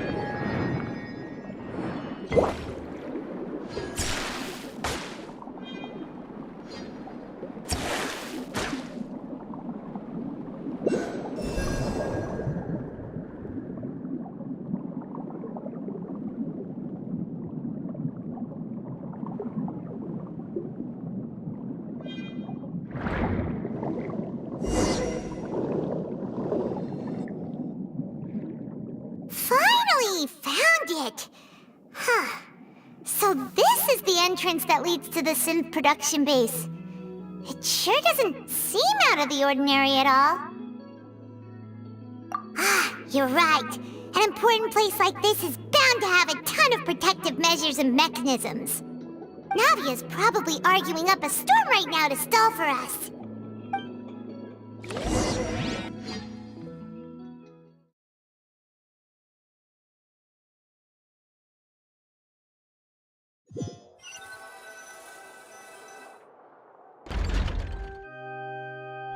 It would appear that I must repeat my question again, Mr. Tartaglia. Do you accept the charge that you are the true culprit behind the serial disappearances case? To be perfectly honest, I don't understand your country's complicated court system, or the reason why I'm being charged with something I've never even heard of. However, I did hear that people who have been charged can choose to participate in a duel to clear their name. Is that right? In which case, as long as I accept the charge, I can have an all-out fight with that champion duelist Clorend, right? I've got to admit, that's one of the most enticing offers I've ever received. When I privately sparred with her last time, she was obviously holding back. Real disappointing. Hey! Don't you understand? You're currently the prime suspect for a major case. This isn't the place for you to be looking for fights. Oh? Sounds like the Hydro Archon wants to lecture me on the ways of the Opera House. Then why don't you duel me too? I'm the kind of student that learns best in the heat of battle. No. That's not what I meant. Alas, it would appear that communication with the defendant is going poorly, and we have made very little progress. In that case, let me explain everything from the very beginning again. The goal of this trial is to determine the culprit behind the serial disappearances case. That case had nothing to do with him. You've got the wrong man. Huh? What's going on? Why is she interjecting again? I told you it couldn't be one of the Fatui Harbingers. Miss Navia, this is the second time you've interrupted the court proceedings. I only tolerated your behavior last time because you were able to provide the court with a key eyewitness. But that was an exception rather than standard court protocol. I can very well charge you with contempt of court for your interjections. Oh, please. Did you ever think I had any respect for this place's pointless theatrics? We can put that discussion aside for now. I'm not here to argue with you. I'm here to charge the true culprit behind the serial disappearances case. And if my charges prove true, then Tartaglia here will be proven innocent by default, correct? Oh, a young lady has charged in and offered to clear my name. How fascinating. Well, I'd gotten half bored to death by all these rules and procedures anyway, so I'll take you up on that offer. So, Your Honor, is there nothing else for me to do now? You may take a seat for now in the audience, but that doesn't mean the suspicions against you have been lifted. Now then, Miss Navia, who is the person you would like to charge instead? That person is...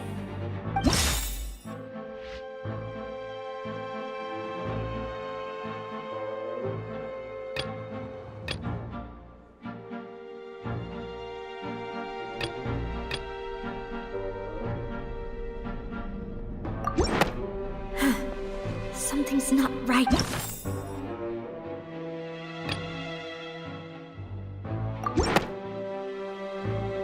Marcel, the head of Confrérie of Cabrières!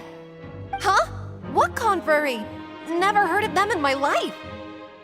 I've heard of them, but weren't they Spina di Rosula's sister organization? Oh, is this going to be a friends to enemies type situation? Please let me remind you, Miss Navia, that charging someone is an incredibly serious matter. Committing to the charge also means taking on the legal responsibilities associated with it. And if the charge fails, depending on the circumstances, you may also be charged with the crime of making a false accusation.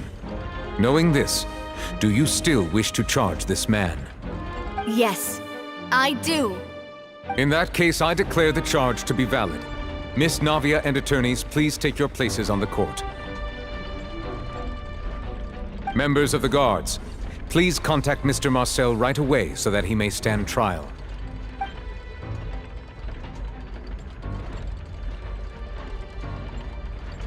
Mr. Marcel, you will not require an attorney. Is that correct? Apologies, sir. It all just happened so quickly. I still haven't figured out what's going on. I think an attorney won't be necessary. This is probably just a misunderstanding between me and Navia. Very well. In that case, since both sides have now arrived, Miss Navia, please present your charges. I would like to take everyone back to 3 years ago, to the case of Callus the Unfaithful. Only through elucidating what really happened in that case can we connect all the dots for the serial disappearances case. Navia, do you really think that I was the one who killed your father? Come on, why would I do that? Callus was my benefactor, and remember both you and I only ran to the scene when we heard the sound of a gun. If that's enough to make me a suspect, wouldn't that make everyone at that banquet a suspect as well? I think there's no point in getting into the specifics right now. The audience doesn't even have the big picture yet. Even I'm struggling to remember some details of that case. Exactly correct, Your Honor. I must refresh everyone's memory about that case before I can explain my charge and reasoning. I see. In which case, I will recount the findings about that case as originally recorded by Maison Gardiennage.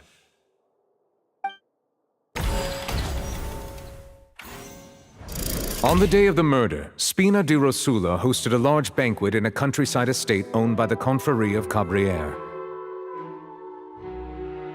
During the banquet, all attending guests heard 2 gunshots from the courtyard.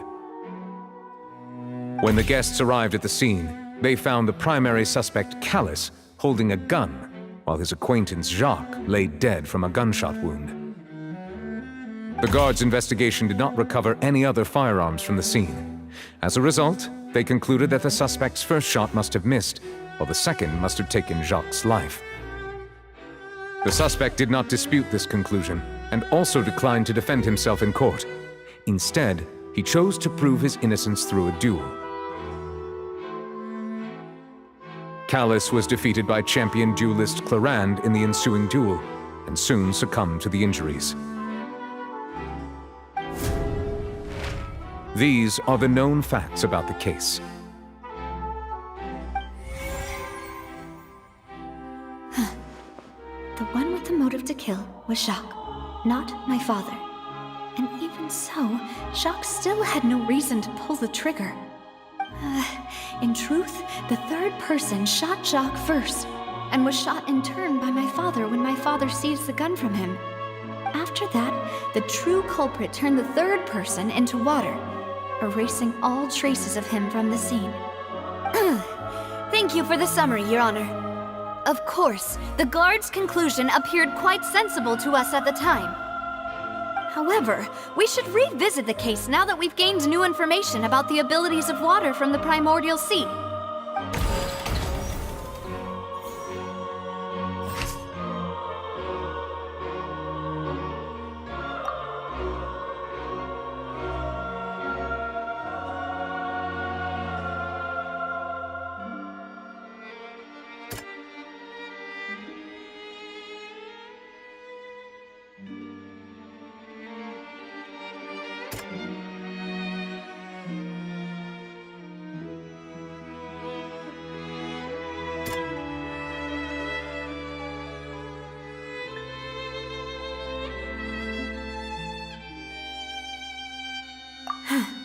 Something's not right.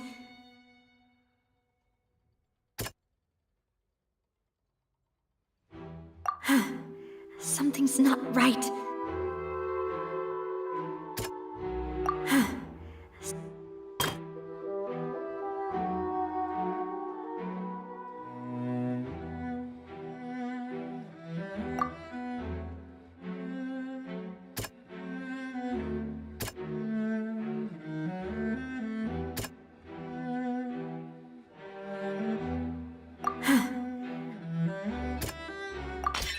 The testimony of the victim's family confirms that Jacques had thoughts of assassinating Callus when he set out for the banquet. However, in the end, he reconsidered, and instead shared everything with Callus, hoping to seek the latter's protection. Unfortunately for Jacques, the true culprit had already considered this possibility, and had sent out another assassin.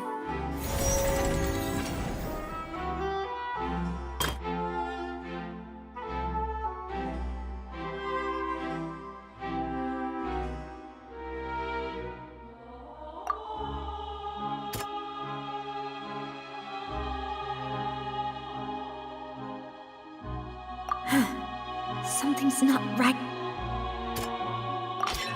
A pile of clothing was found at the scene. The guards once believed they were used by Jacques as a costume to disguise himself. But now, it is clear that the clothes were proof that there was a third person at the scene, and that they were turned into water after committing the murder. Since it was raining that day, the culprit was confident that they could use the rain to wash away all traces of their dissolved accomplice.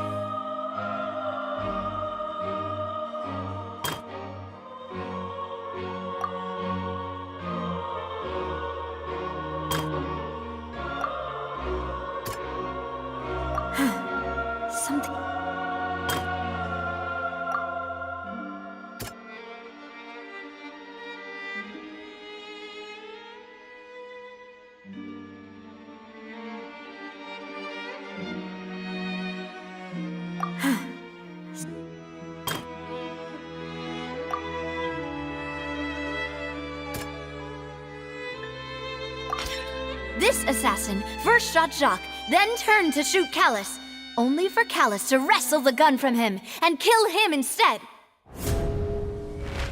Realizing this, the true culprit caused the hired assassin to dissolve into water, leading everyone to believe Callus was responsible for Jacques' murder.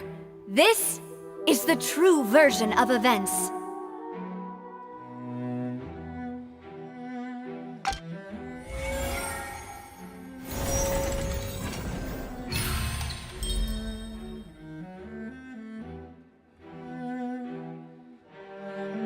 So that's what happened. Wait, you're telling me something as dangerous as water from the primordial sea has been used for all these years? What a great theory. It also explains Callus's and Jacques' respective motives. I guess they didn't shoot each other after all. Mr. Marcel, you are the one being charged with the crime. You should provide a rebuttal if you wish to prove your innocence. Ah, but I think I agree with everything Navia just said. In fact, there was nothing in her speech that directly implicated me. Then, may I ask some questions? In my opinion, we primarily need to determine two things. One, do you have the evidence to back up your claims? I'm afraid not. At least not at this very moment. Boo! If you don't have any evidence, you should just go home! I may not have the evidence with me, but I know where I could go to collect it. If we look up the deserted clothes against a record of people who went missing around the same time, we should be able to find a match. Considering the serial disappearances case, the guards probably kept careful records of all missing persons from around that time, regardless of age or gender. That makes sense to me. Monsieur Neuvillette, I would consider this to be a reasonable investigative direction. Why do I feel like Farina's acting a little differently today? Maybe she's scared of embarrassing herself again? Alternatively, she's become more diligent after charging an innocent citizen in the last trial. My second question has to do with the ensuing duel. If the truth is indeed as you described, then why didn't Mr. Callus explain himself in court? If he had testified that a person had been dissolved, he could have at least mounted a defense. I've thought about this too, and the answer is actually pretty simple. He felt there were things that were more important to him. The dissolving power of water from the primordial sea is an important secret for the true culprit of the serial disappearances case. My father could have exposed it for all to see, but he chose to take it to the grave. At that time, Spina di Rosula was in dire straits, and his reputation had already been shattered. He had no guarantee that going forward with the truth would allow the culprit to be brought to justice. What was certain, however, was that it would paint a gigantic target on my back. Boss once told me that Demoiselle had already been selected as the next target of the serial disappearances case. What? If the secret had gotten out, the culprit would have fought an all-out war with Espina right there and then. I wouldn't have been the only one in danger. All of us would have stood to lose our lives. Of course, the guards might eventually figure out the truth of the matter and determine that we were in the right. But what good would that do? How can a hollow verdict protect anyone? Had this opera house ever given my father any kind of confidence in its brand of justice, Spina di Rosula would have had no reason to exist. But by staying silent, we retained the ability to deter our opponents and continue the stalemate. I was able to become Spina di Rosula's president, which made me harder to target, as well as giving me more time to grow and learn. And once I have figured out the truth and stepped up to the challenge, I will do what this opera house cannot and restore my father's truth and honor back to him. So, you mean to say, your father intended to die in the duelist's ring? That's right. Do you have any proof? Of course. All you need is to ask his opponent, Clarand. I don't need your apology, your guilt, or your support from the shadows. You don't have to do anything for my sake. But since he entrusted his will to you, Clorand, you should tell us the truth about his sacrifice. So, during the duel, did you believe that Callus was intending to die? Yes, I did. As a champion duelist, I've fought many battles and taken a countless number of dishonored lives. In my line of work, I've seen all kinds of people give their all for the faintest hope to continue living. Some were determined, others passionate, and some even manic and twisted. Just one look and I can tell if a duelist is hoping to live or if they're looking to die. I hereby swear on my name and honor as a champion duelist that Mr. Callus never intended to leave the ring alive. Since that's your testimony, I have no more questions. It appears there really are good grounds to reopen this case. I concur. However, Miss Navia, you still have not explained the link between your father's case and the serial disappearances case. Right? What she said was fascinating, but kind of beside the point. Wait, weren't they just talking about the serial disappearances case? Of course, Your Honor. The two cases are connected via a matter of timing. In my father's case, the culprit intended to kill both Jacques and Callus. As a result, they planned to act after hearing 2 gunshots. And at the end of Linny's trial, the culprit also only dissolved the victim in front of everyone because they realized they were at risk of being identified. The culprit could only time their actions so precisely if they were already at the scene. Coincidentally, Marcel attended both the banquet and the trial. So that's why you suspected me. Even after hearing your reasoning, I still can't help but find it a little preposterous. I'm used to it, though. You've always been an impulsive and sentimental child, Navia. It's one of your most endearing traits. No need to appeal to pathos. I won't try to refute your points one by one, but even if everything you just said was true, can you prove that I was the only person present at both events? On top of that, does a person have to be physically present to control the timing? Can't someone remotely monitor the place?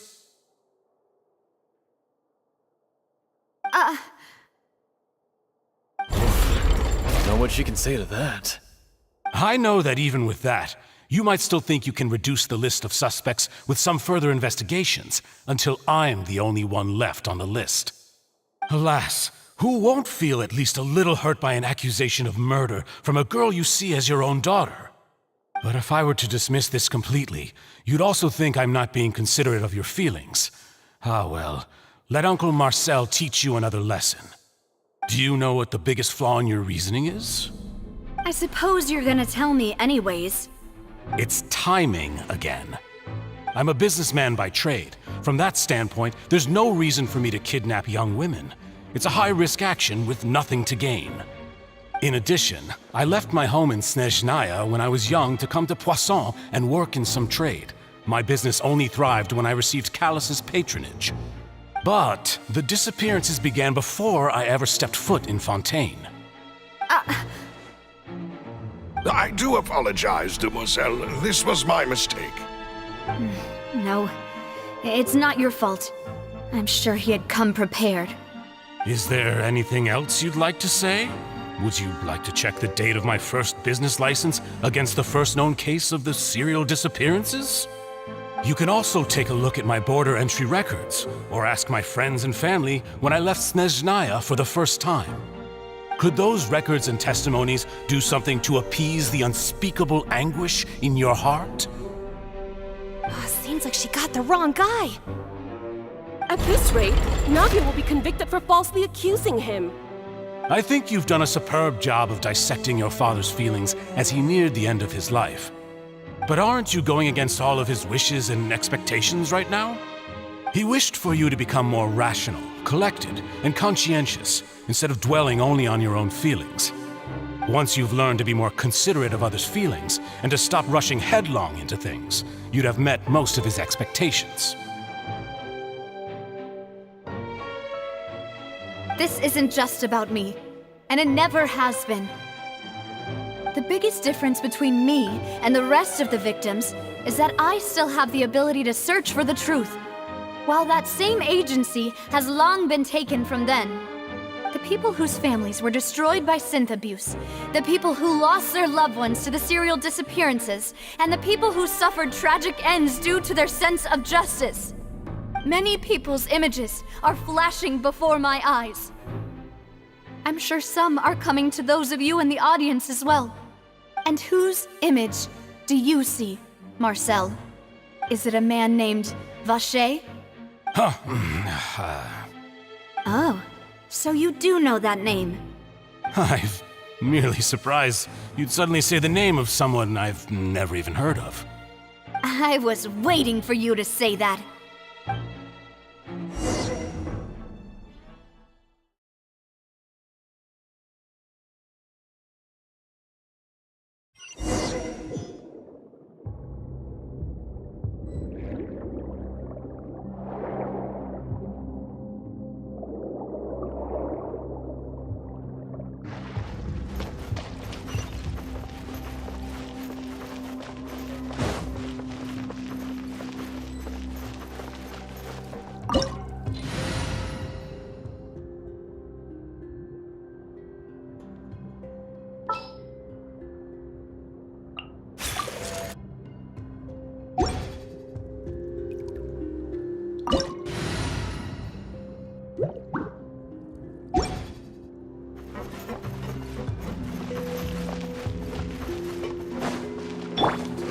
I see everything.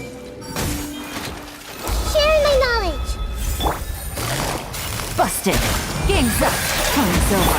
Dissipate. Cue the spotlight.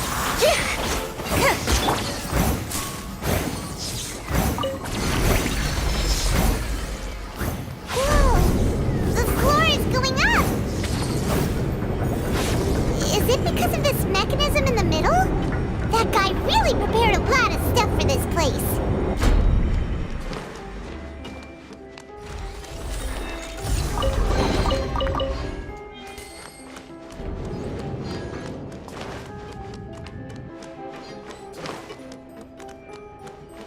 Paimon thinks we need to go up, but Paimon doesn't see a way. Let's take a look around. Maybe we'll find a hidden mechanism that'll show us the way up.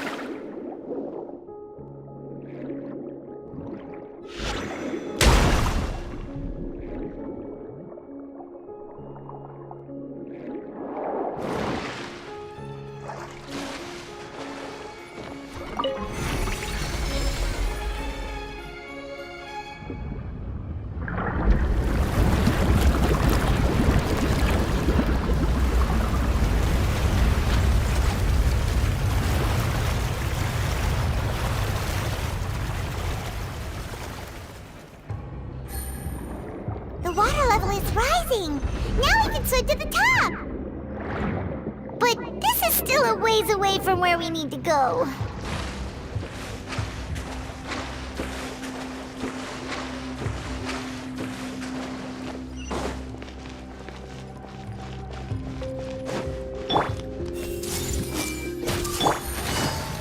Gotcha. Here comes the catch. Zip on up. Yeah, the Temple of Wisdom. Yeah. Hey. Quietly now. Game's up. Fun's over. Our bond is strong. Out of my way.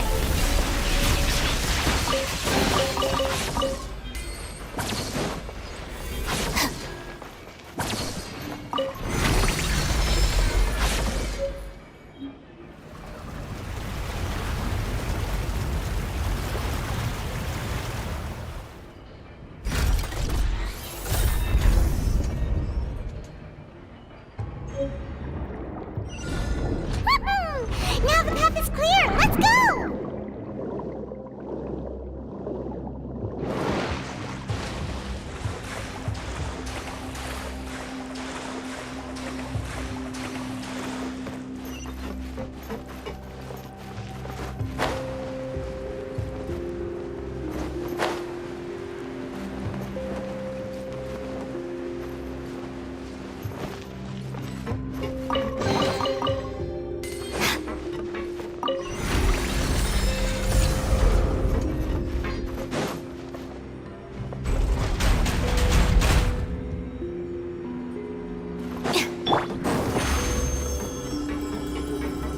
Over here.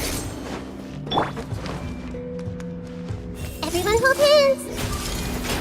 Sharing my knowledge. Busted. Dissipate.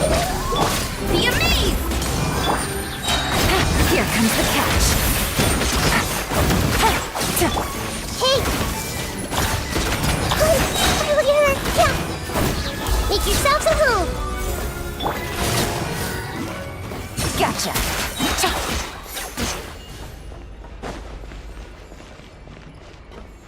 Take it easy.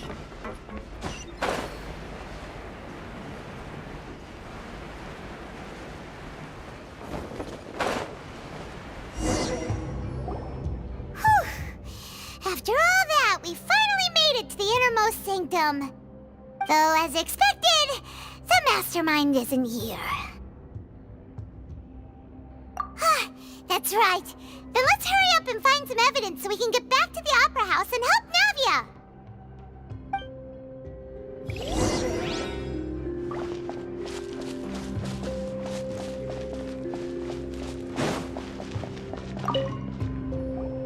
Whoa! There's so much synth here! And so many bottles of ingredients that probably just contain the waters of the primordial sea. Mixing in progress, ready to drink, stock sample? Huh. They've also got all the synth pretty clearly labeled. Whoa, there's even fruit-flavored synth? Yep, it's super obvious.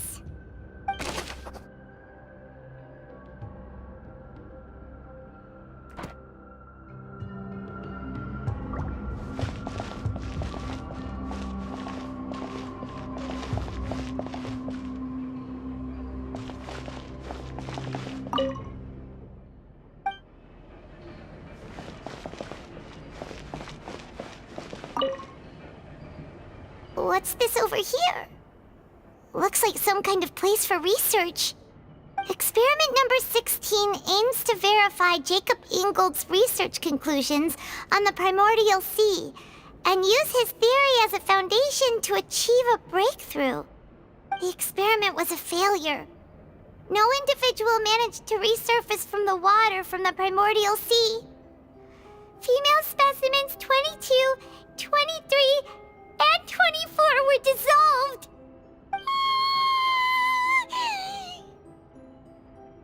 Sorry, Traveler. Paimon will try her best. It's just that Paimon's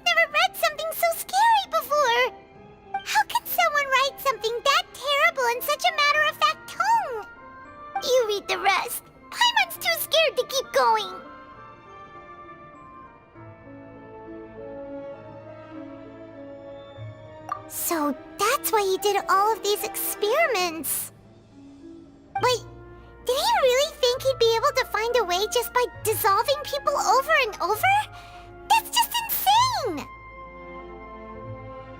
Huh? Isn't that the name you heard by the fountain? Paimon thought he was an eyewitness in the serial disappearances case.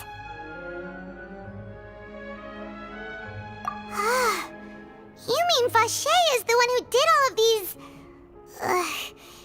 experiments? So that's it! Vache was no victim, but personally took his lover and... No, that's not it either! If that's the case, why would he want people to resurface from the water? In any case, Paimon will write it all down.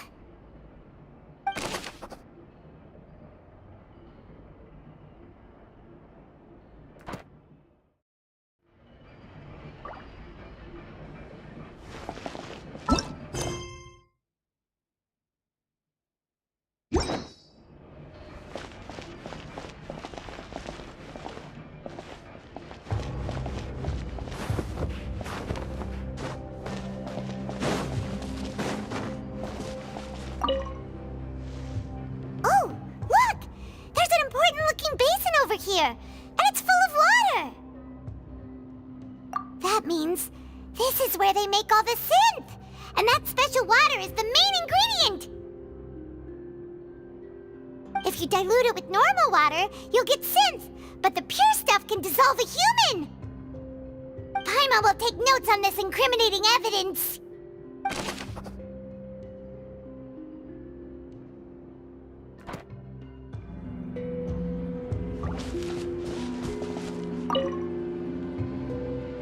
What's written here? Nothing escapes Detective Paimon's eyes. Callus. Navia's father.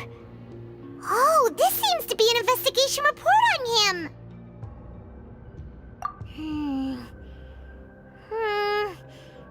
Yep, it's about finding someone to assassinate Jacques and Callus because of a lack of confidence that Jacques himself would go through with it. This should prove the existence of the third person, right? We still have not determined the exact content of the key information Callus has passed on to certain members of his organization. The old dog's a real menace to deal with.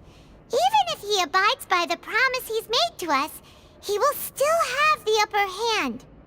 He can act whenever he wants to make our lives miserable. The only option left is to remove him from the picture entirely. I concur. Let's send someone to kill him. He won't declare war as long as we don't touch Navia. Oh, seems like we've got a bunch of correspondence between the higher-ups. They're all just so evil.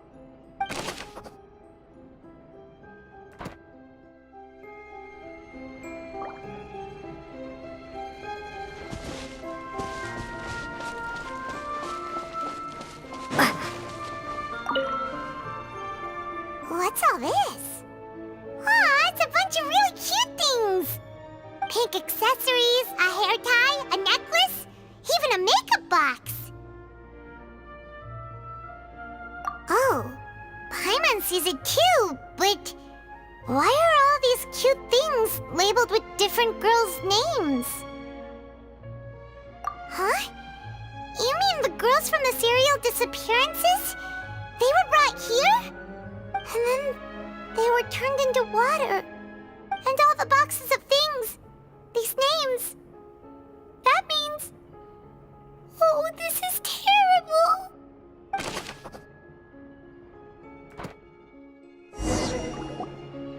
We've looked at almost everything here, and it seems like our theories were spot on. But... yeah, we haven't found anything that reveals his true identity. No wonder even Neuvillette wasn't able to find anything. Whoever it is probably destroyed everything to do with that name a long time ago.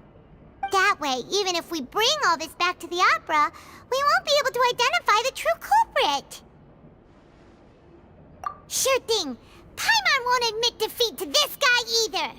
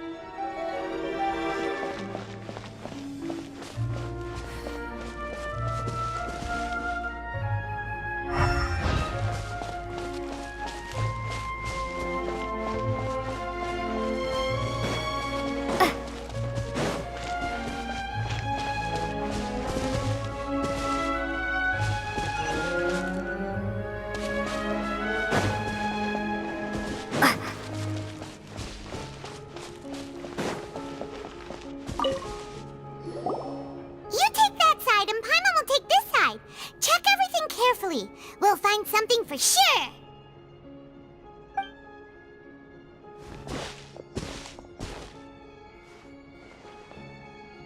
Ugh, nothing at all. And Paimon can't even find snacks either.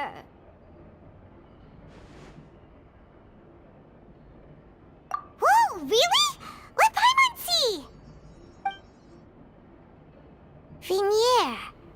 Isn't that Vache's lover's name? Then you found her diary. Let's see. Aw, it's just a normal diary chronicling their love story. She was so sweet, too. Oh, Paimon feels even worse for her now.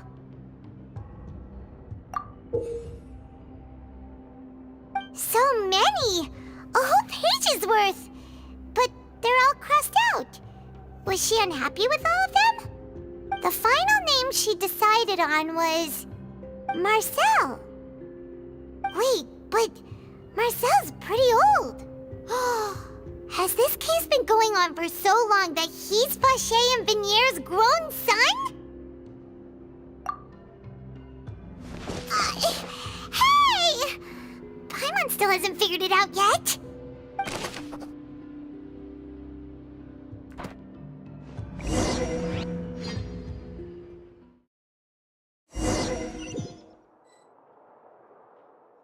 And whose image do you see, Marcel? Is it a man named Vache? Huh. Oh, so you do know that name. I'm merely surprised you'd suddenly say the name of someone I've never even heard of. I was waiting for you to say that. Navia! We're back! As expected of my partner. I just knew you'd return in the nick of time. Just how often do you intend to flout the rules of this court? It's all right, Monsieur Nervalette. Given their confidence, I expect they've found the crucial evidence.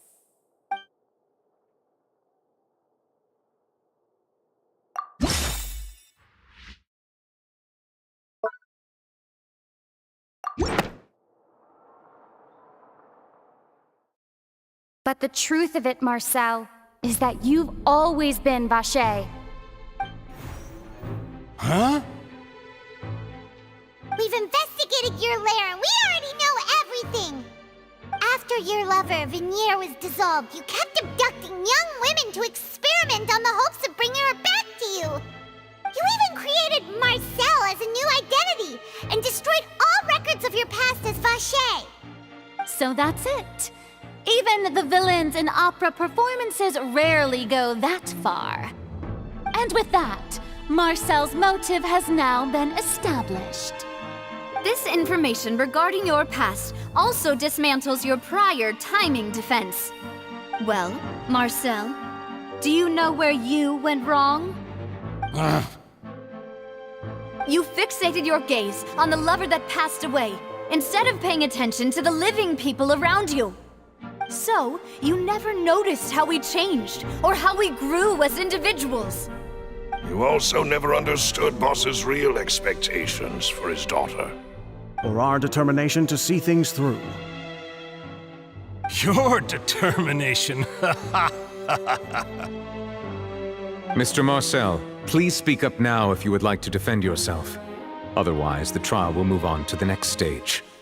Do you really think I wanted to do any of this? Pay attention to you? What for?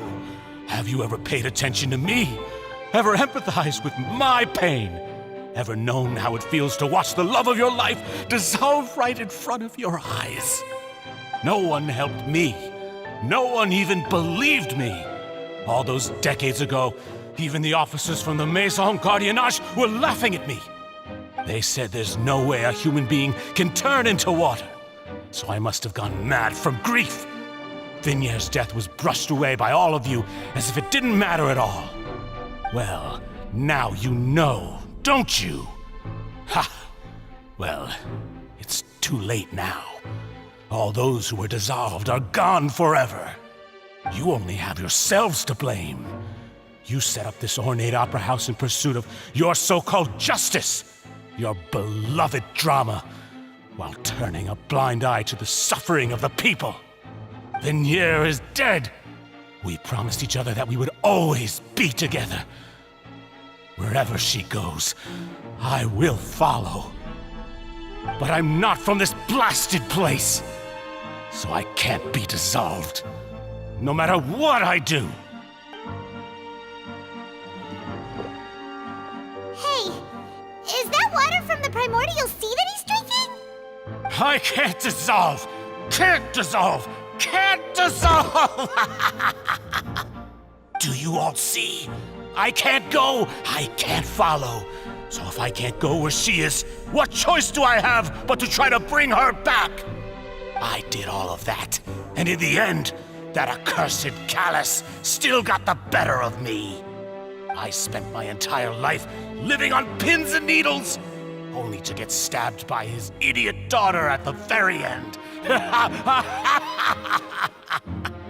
The suspect is exhibiting signs of mental distress. Guards, please restrain him. Don't touch me! Don't anybody come near me! I still need to save Venier. Our promise. We made a promise. Venier. Venier! Please, Venier. Don't think badly of me. All I want to do is fulfill our promise. At this point, the verdict of this trial is clear. With Mr. Marcel's conviction, the charges against Mr. Tartaglia no longer have any basis. Fine by me. I was in a bad mood, but after a show like that, I'm actually feeling pretty good. Traveler, please submit all the evidence you have collected to the guards, so that I might review and summarize the truth behind the serial disappearances case. The man now known as Marcel was originally named Vacher and worked as an adventurer with his partner and lover Vignier. During an underwater expedition, Vignier accidentally came into contact with water from the primordial sea and was dissolved in front of Vacher as a result. Vacher learned of the primordial water's existence through the work of others and began to kidnap young women for research, with the goal of discovering a method to restore Vignier back to life. To cover his tracks, he invented the new alias of Marcel and began to operate a business in Poisson. During the course of his research, Vacher discovered that a diluted concoction of water from the primordial sea can induce feelings of euphoria, and began to manufacture and market synth. However, as he accumulated wealth to fund his continued research and expanded the scope, he came into conflict with Spina di Rosula. After exchanging blows with Spina di Rosula for many years, Vacher decided to assassinate their president Callus at a banquet. Although the assassination did not go as Vacher expected, he was able to turn Callus into the murder suspect by dissolving the assassin he sent to the scene. And just recently, Vacher attempted to frame Linny as the culprit of the serial disappearances case, using a similar method. However, his attempt to frame Linny failed, and the power of water from the primordial sea became public knowledge. This case also exposed enough of Vacher's machinations that he was eventually successfully charged in court. Thus concludes the enigmatic history of the serial disappearances case, with the truth revealed to all.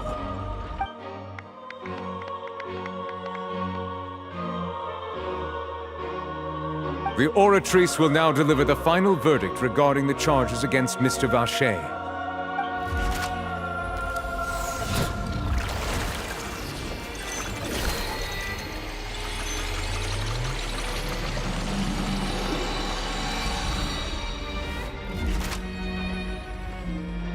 According to the judgment of the Oratrice Mécanique d'Analyse Cardinale, Mr. Vacher is guilty.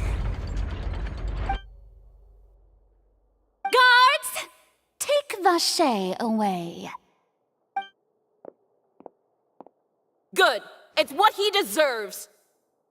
With that, the serial disappearances case is over now. We really just witnessed history. Who would have thought the true culprit would be such a polite and well-spoken guy? Yippee! We helped Navia bring the bad guy to justice!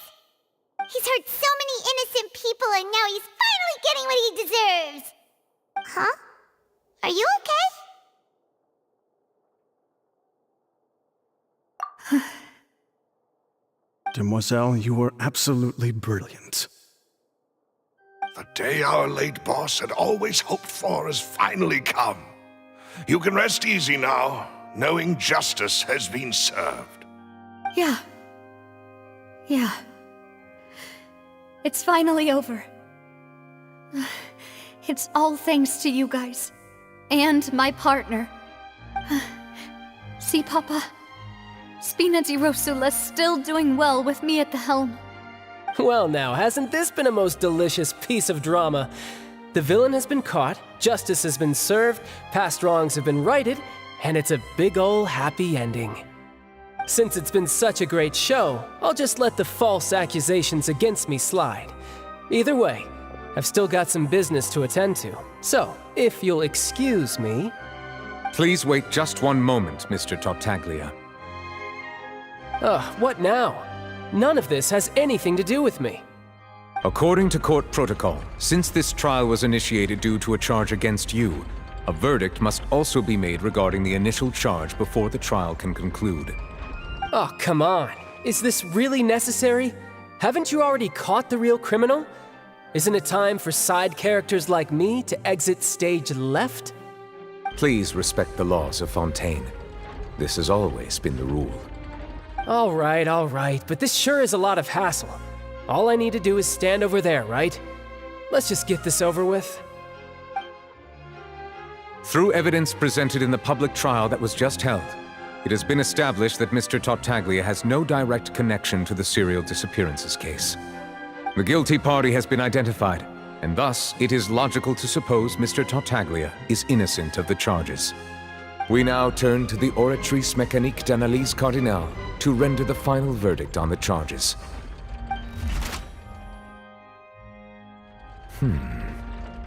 According to the judgment of the Oratrice Mécanique d'Analyse Cardinale, Mr. Tartaglia is guilty. What? Hey! That's not funny! Didn't you just say I'm supposed to be innocent? What's with this verdict? Is your justice machine malfunctioning? Huh? This has never happened before. The Oratrice actually returned a different verdict from the Chief Justice. I mean, have you ever heard of an innocent Fatui Harbinger? Do you think the Oratrice might have just convicted him on general principle? But weren't the charges about the serial disappearances case? No matter what else he's guilty of, it shouldn't affect the verdict in this case, right? The judgment of the Oratrice Mécanique d'Analyse Cardinale is, by law, the final verdict of the court. We must accept the guilty verdict. Guards, please take the suspect into custody per court protocol.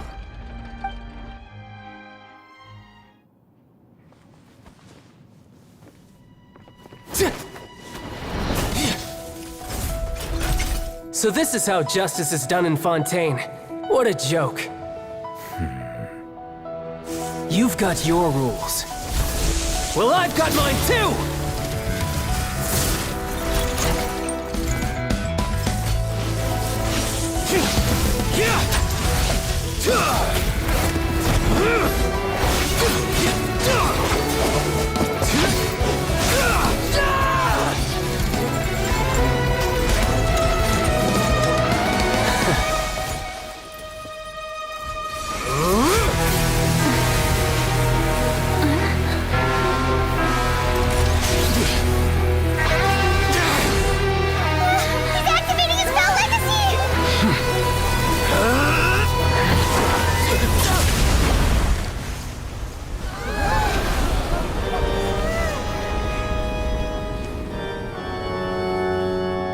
I am sorry. If you have been wronged, we will find the truth. But the rules of the court must be upheld.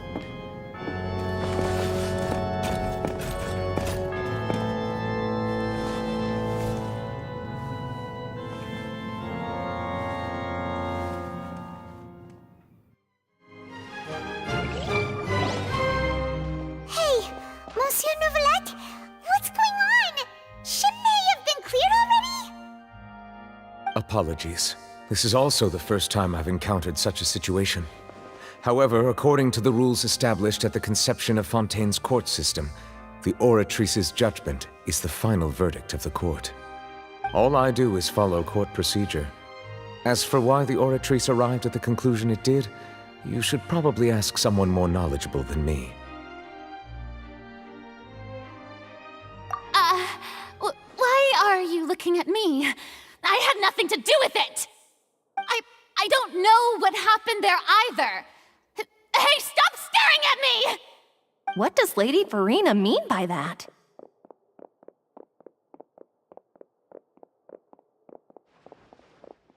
She says she has no idea either? But that's impossible. Didn't she create the Oratrice herself? Yeah, so are the verdicts reliable or not? Can results like this really be called justice?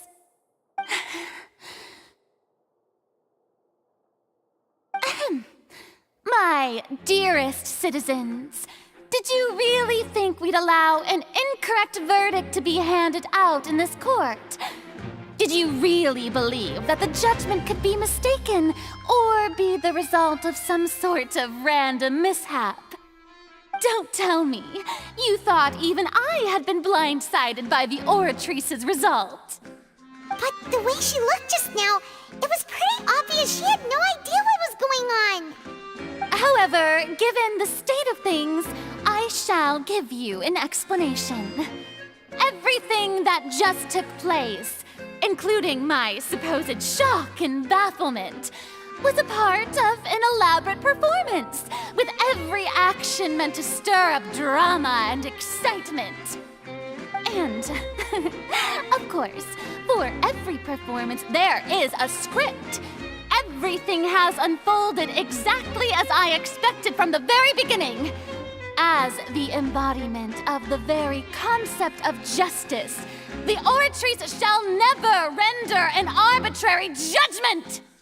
If you thought Child had nothing to do with the serial disappearances case, it is only because you've been blinded by the superficial appearance of innocence. Everything he's done, not to mention the danger he poses, are beyond ordinary comprehension and completely unforgivable! All shall be revealed in time. You will come to understand my noble intentions, as well as the absolute correctness of the Oratrice's verdict.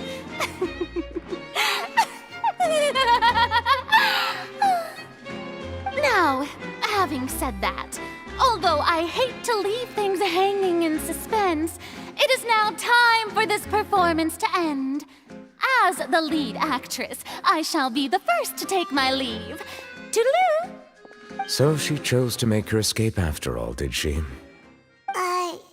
So you're saying we shouldn't put much stock into what she just said? She probably just put on that performance to save face. As for the truth, it's unlikely that she actually has any idea. However, please be assured that I will continue to investigate this case in a personal capacity. Just as I promised, if the judgment has been incorrect, we will do our utmost to clear his name. All right. Even though we feel pretty badly for him, we'll take your word for it for now. After all, he's done plenty of bad stuff, so he should have known he'd go to prison someday, right?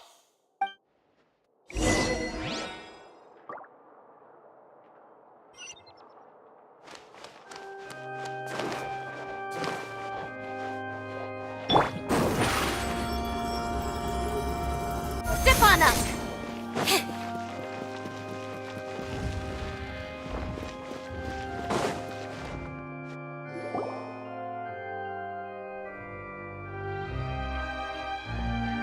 Hey, what are you doing? Quick, stop him! Traveler! Hey! Traveler! Marcel! What are you doing over here? Stop resisting arrest! Cease, or we'll add another charge to the list. No, wait! I just want to ask the Traveler something. I'm not looking to run away. Please, just let me ask this one small thing. Go on. Thank you. I was being led away when I finally realized something. Where did you first hear the name Vacher? I erased all records of that name. So, unless... Are you still trying to prove your innocence? Give it up. You've already been convicted. Really? You did? You're sure? You met her? But how could that be? How did you manage to do it? The Fountain of Lucine? Then she's been so close to me all along. And I just never... Please give me a chance to talk to her again. Just let the Traveler take me to the fountain to see her one last time. This is the last request I'll ever make in my life. You can do whatever you want to me afterwards. I don't care. What? Give an inch and you want to take a mile? Do you think serial killers get to make requests like that? Paimon agrees. Why should we give him what he wants when he's only done a ton of super terrible things? This request, is it worth as much to you as your life? Of course! Wait, no. It's worth even more than my life. Humans. Will they betray the instinct to live just to satisfy spiritual needs? Very well. I will grant your request. Your Honor, I fear that... I will go with him. You do not need to worry about any escape. In that case, I shall leave him in your most capable hands, Chief Justice. Thank you, Your Honor.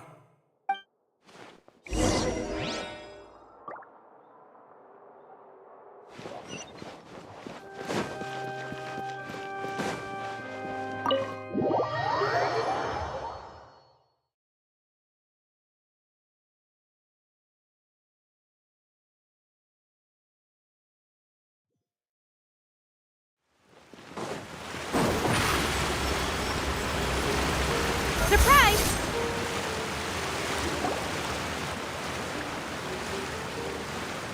Is this the place?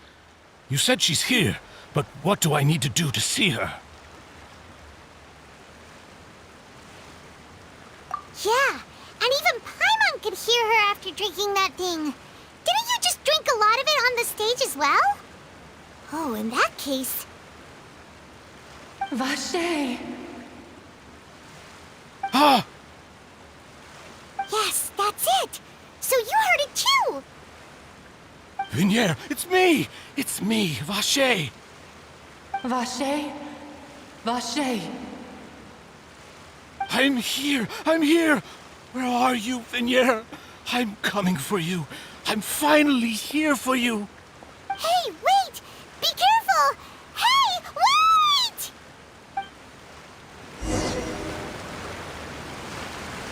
Vinier, is that you? It's me, Vache! Vinier! Vache? Why did you come? Didn't I say? You don't need to look for me. You look a lot older than I remember.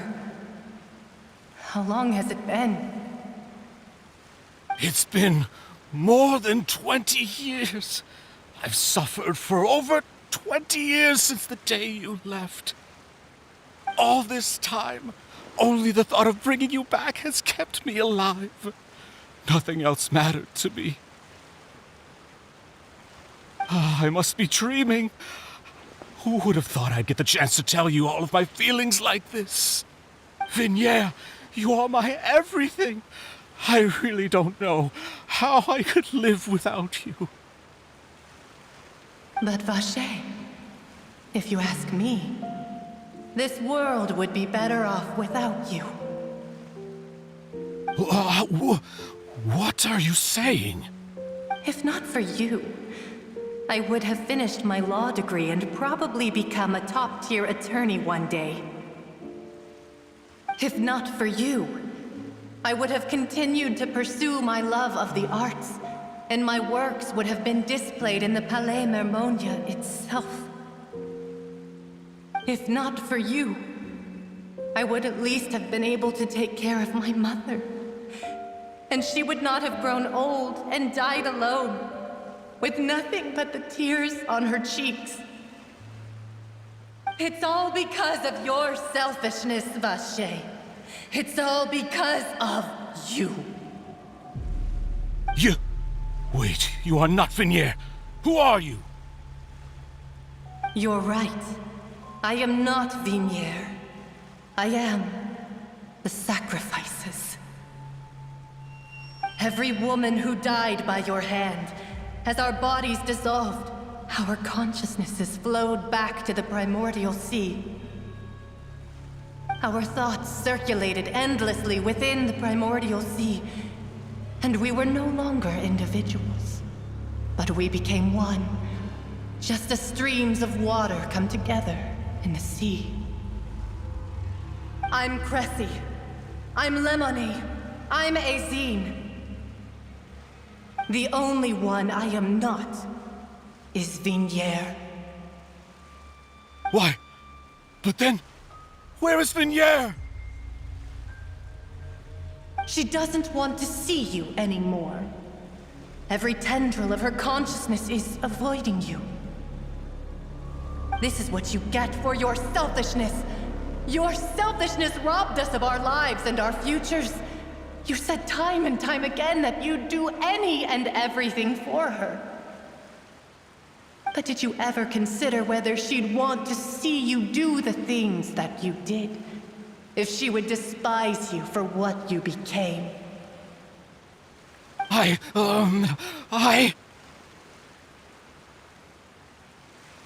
You are a liar, a heartless murderer, and a cowardly narcissist.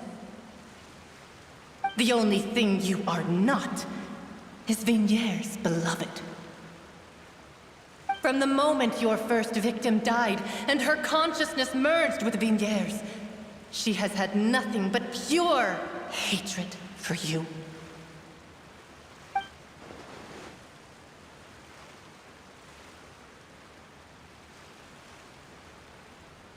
No! Yeah! She can't hate me. Let me see her, please. Have mercy. You still don't understand. When I said don't look for me, that came from the real Vignere. She really doesn't want to see you anymore. But on top of that, she also said that because it's her final drop of pity for you. She said that because she knew that if you did come here, we will show no mercy to you. Vache. Vache? Vache? Vache. Vache. Vache. Vache. Drown.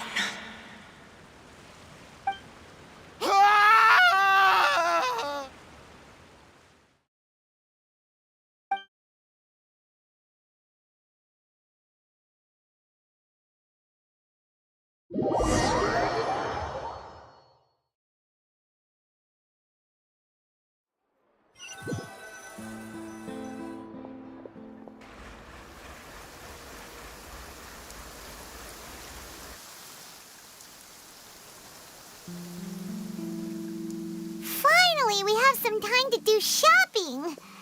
Gosh, it's really been a long time since we've been able to relax. Huh. Well met, partner. I knew something great was going to happen when I woke up in such a good mood today. Even this weather can't put a damper on the demoiselle's mood. It's a pleasure to see you both again.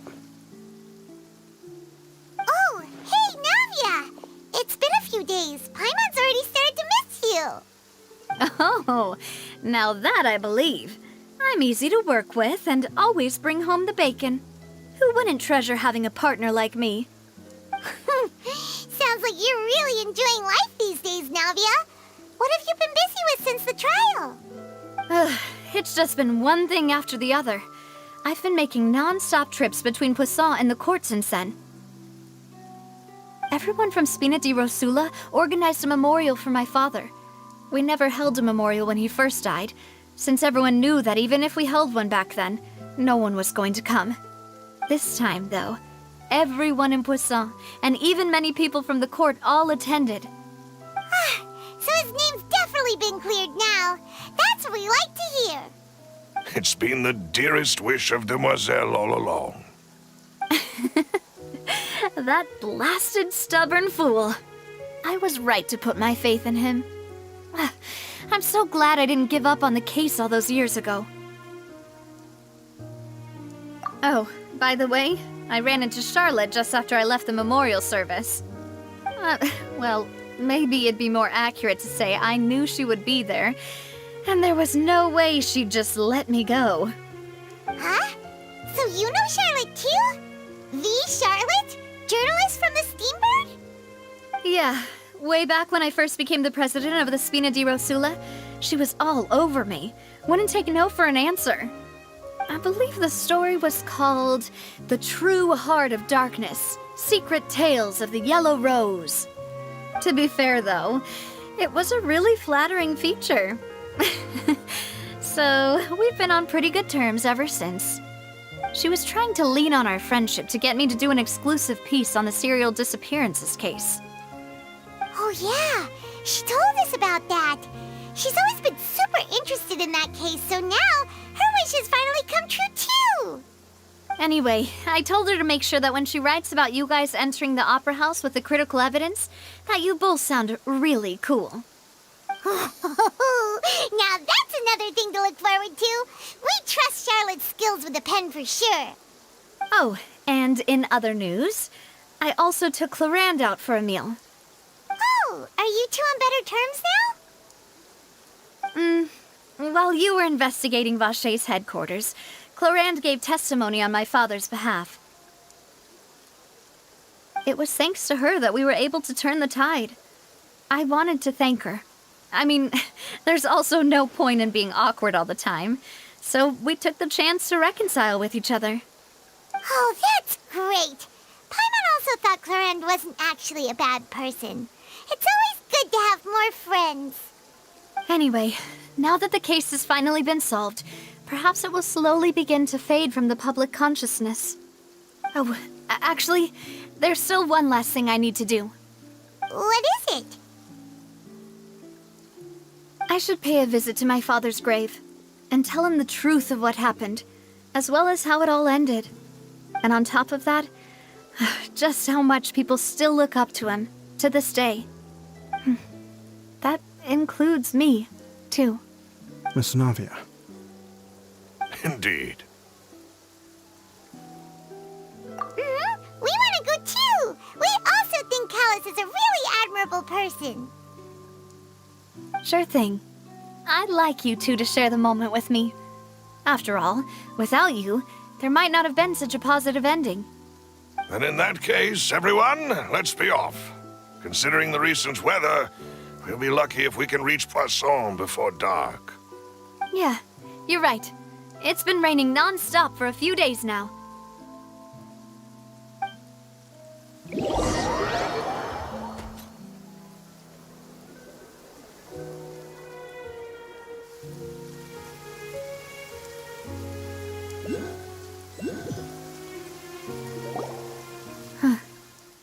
This is where my father's grave is. To be perfectly honest, even I haven't been back here for a long time. Huh? There's someone there already. Wait. That figure. It can't be... Isn't that Neuvillette? Why would the Chief Justice be here? Huh? Navia?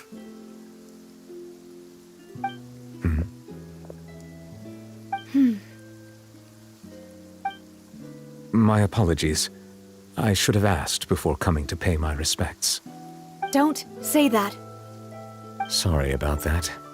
Oh, I was trying to say there's no need for you to apologize. I wanted to show my father how much I've grown, but still, I doubt I've grown to the point that even the Chief Justice would feel compelled to apologize to me over and over. In that case, I will stop apologizing for now. You really could use some pointers on understanding human emotions, Monsieur Neuvillette. In any case, why did you come to Poisson? Well, ever since that day, I've been turning a question over and over in my head. Just what is justice anyway? There was once a time when I didn't want to believe that there could be anything more important to humans than life itself. Oh, rather than that, it's probably more truthful to say I didn't believe humans were capable of resisting the most basic instinct of living things. That they could rebel against their own nature, or consider certain things to be more important than their own lives. Which is also why I didn't stop your father from beginning that fateful duel. I believed that a truly innocent man would never throw away his life like that. That there was nothing, should have been nothing more important than one's own continued survival. But Mr. Callus proved me utterly and decisively wrong. If not for his sacrifice, the serial disappearances case would have remained unsolved to this day. Mr. Callus made the choice he did for his daughter, for his associates, and for many people completely unrelated to him. And in the end, from a certain perspective, one could say that he did it all for the sake of justice. A justice that's higher than life itself. So, you asked me why I came here. I just wanted to say my apologies to Mr. Callis in person. I should have noticed all of this much sooner. This regret has filled me with a sadness that has haunted me for days. That high and mighty chair in the opera Epiclese indeed insulates one from many important things. Spina di Rosula, thank you so much for your hard work and perseverance. I'm sorry for being mad at you before. So, you're actually one of those types that's cold on the outside, but pretty thoughtful on the inside, huh? That reminds me of Silver, one of my guys. Sorry about that. Self-expression is not one of my strong suits. Didn't I just say you don't need to apologize? Ah, so Navia and Neuvillette seem to have made their peace as well. Let's not disturb them for now. We can wait till after they're done.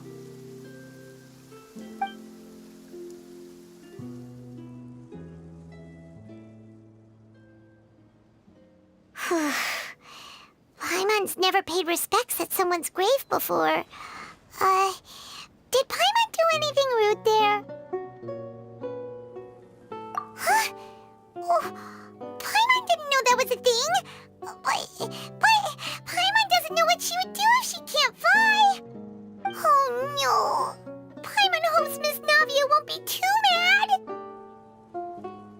Anyway, Neuvillette is still standing around there. It's not often that we can catch him alone like this, so why don't we go talk to him for a bit?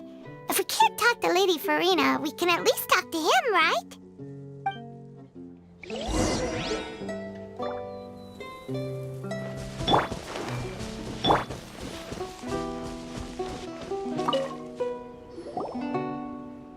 Oh, it's you two. Did Miss Navia invite you to come pay your respects to her father? Mm-hmm. We ran into Navia on the streets today, so we just followed her here. I see. Then is there something that I can help you with? Well, it's pretty hard to run into you like this since you're usually super busy. So we figured we could try to ask you a few questions, if that's okay. Please feel free. Though outsiders, you helped us solve one of the greatest mysteries in Fontaine, and it would be my pleasure to return the favor.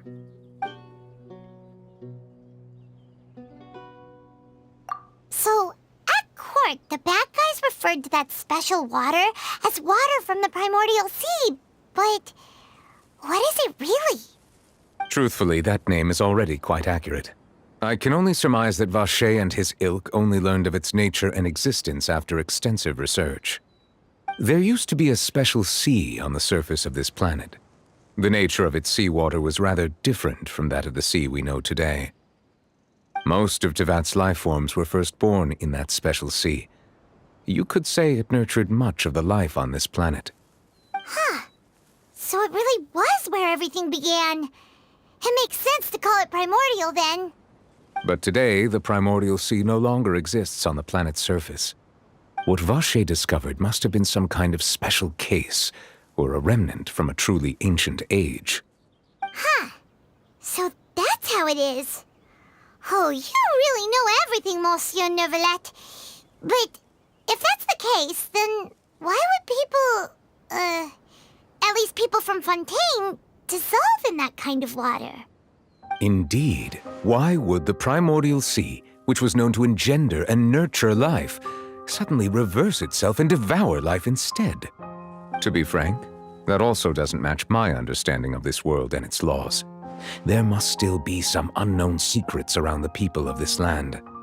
Is there anything else you'd like to ask me about?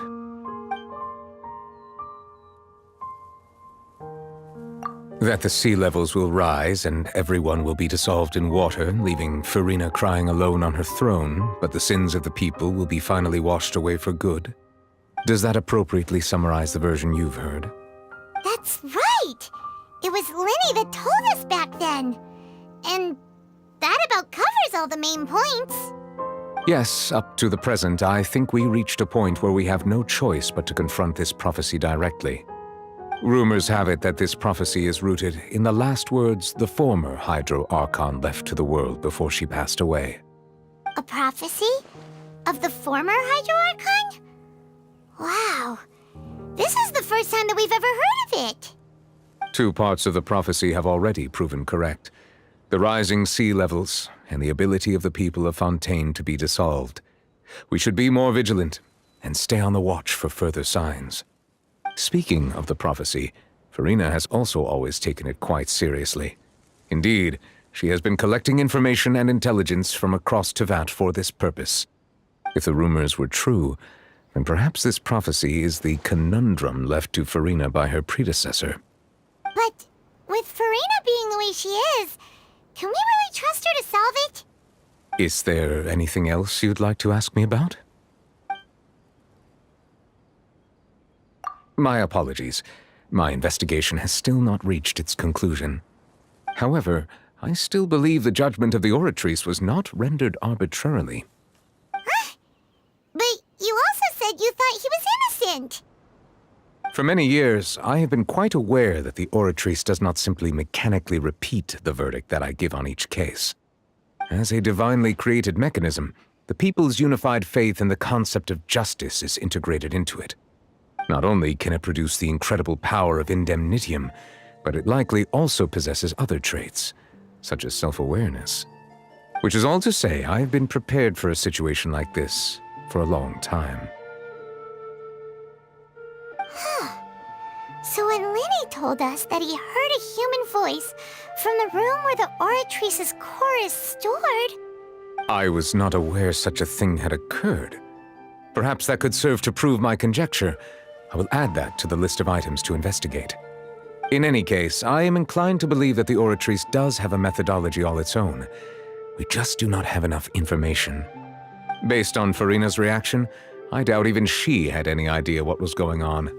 She managed to bluff her way through it, though, with her time-tested twin tricks of bravado and drama. While we do intend to get to the bottom of this, for now, we regret to say that the Fatui Harbinger will just have to bide his time in the fortress of Meripede. If we did incorrectly convict him of crimes he did not commit, we will most certainly compensate him to the fullest extent allowed by the law. If you ask Paimon, the only compensation he'll want is a no-holds-barred fight with you. Is there anything else you'd like to ask me about? Your sibling, another blonde-haired traveler. I'm sorry, but I've never seen anyone who matches that description. If he ever stepped foot in Fontaine, I'm sure he followed our laws to the letter and had no reason to appear on the stage of the opera Epiclese. Is there anything else you'd like to ask me about? Very well. It was my honor to provide you with what answers I could. I very much enjoyed conversing with you. It will soon be time for me to leave this blissful tranquility behind and return to Palais Memoria. You really are super busy, Monsieur Neuvillette. Paimon thought you only came here to pay your respects today because you had the day off. Crime and villainy do not have the day off, and so justice must work around the clock as well. This is merely the nature of a justice's work. All right. You've got a point. Huh? Paimon just noticed that the rain has stopped.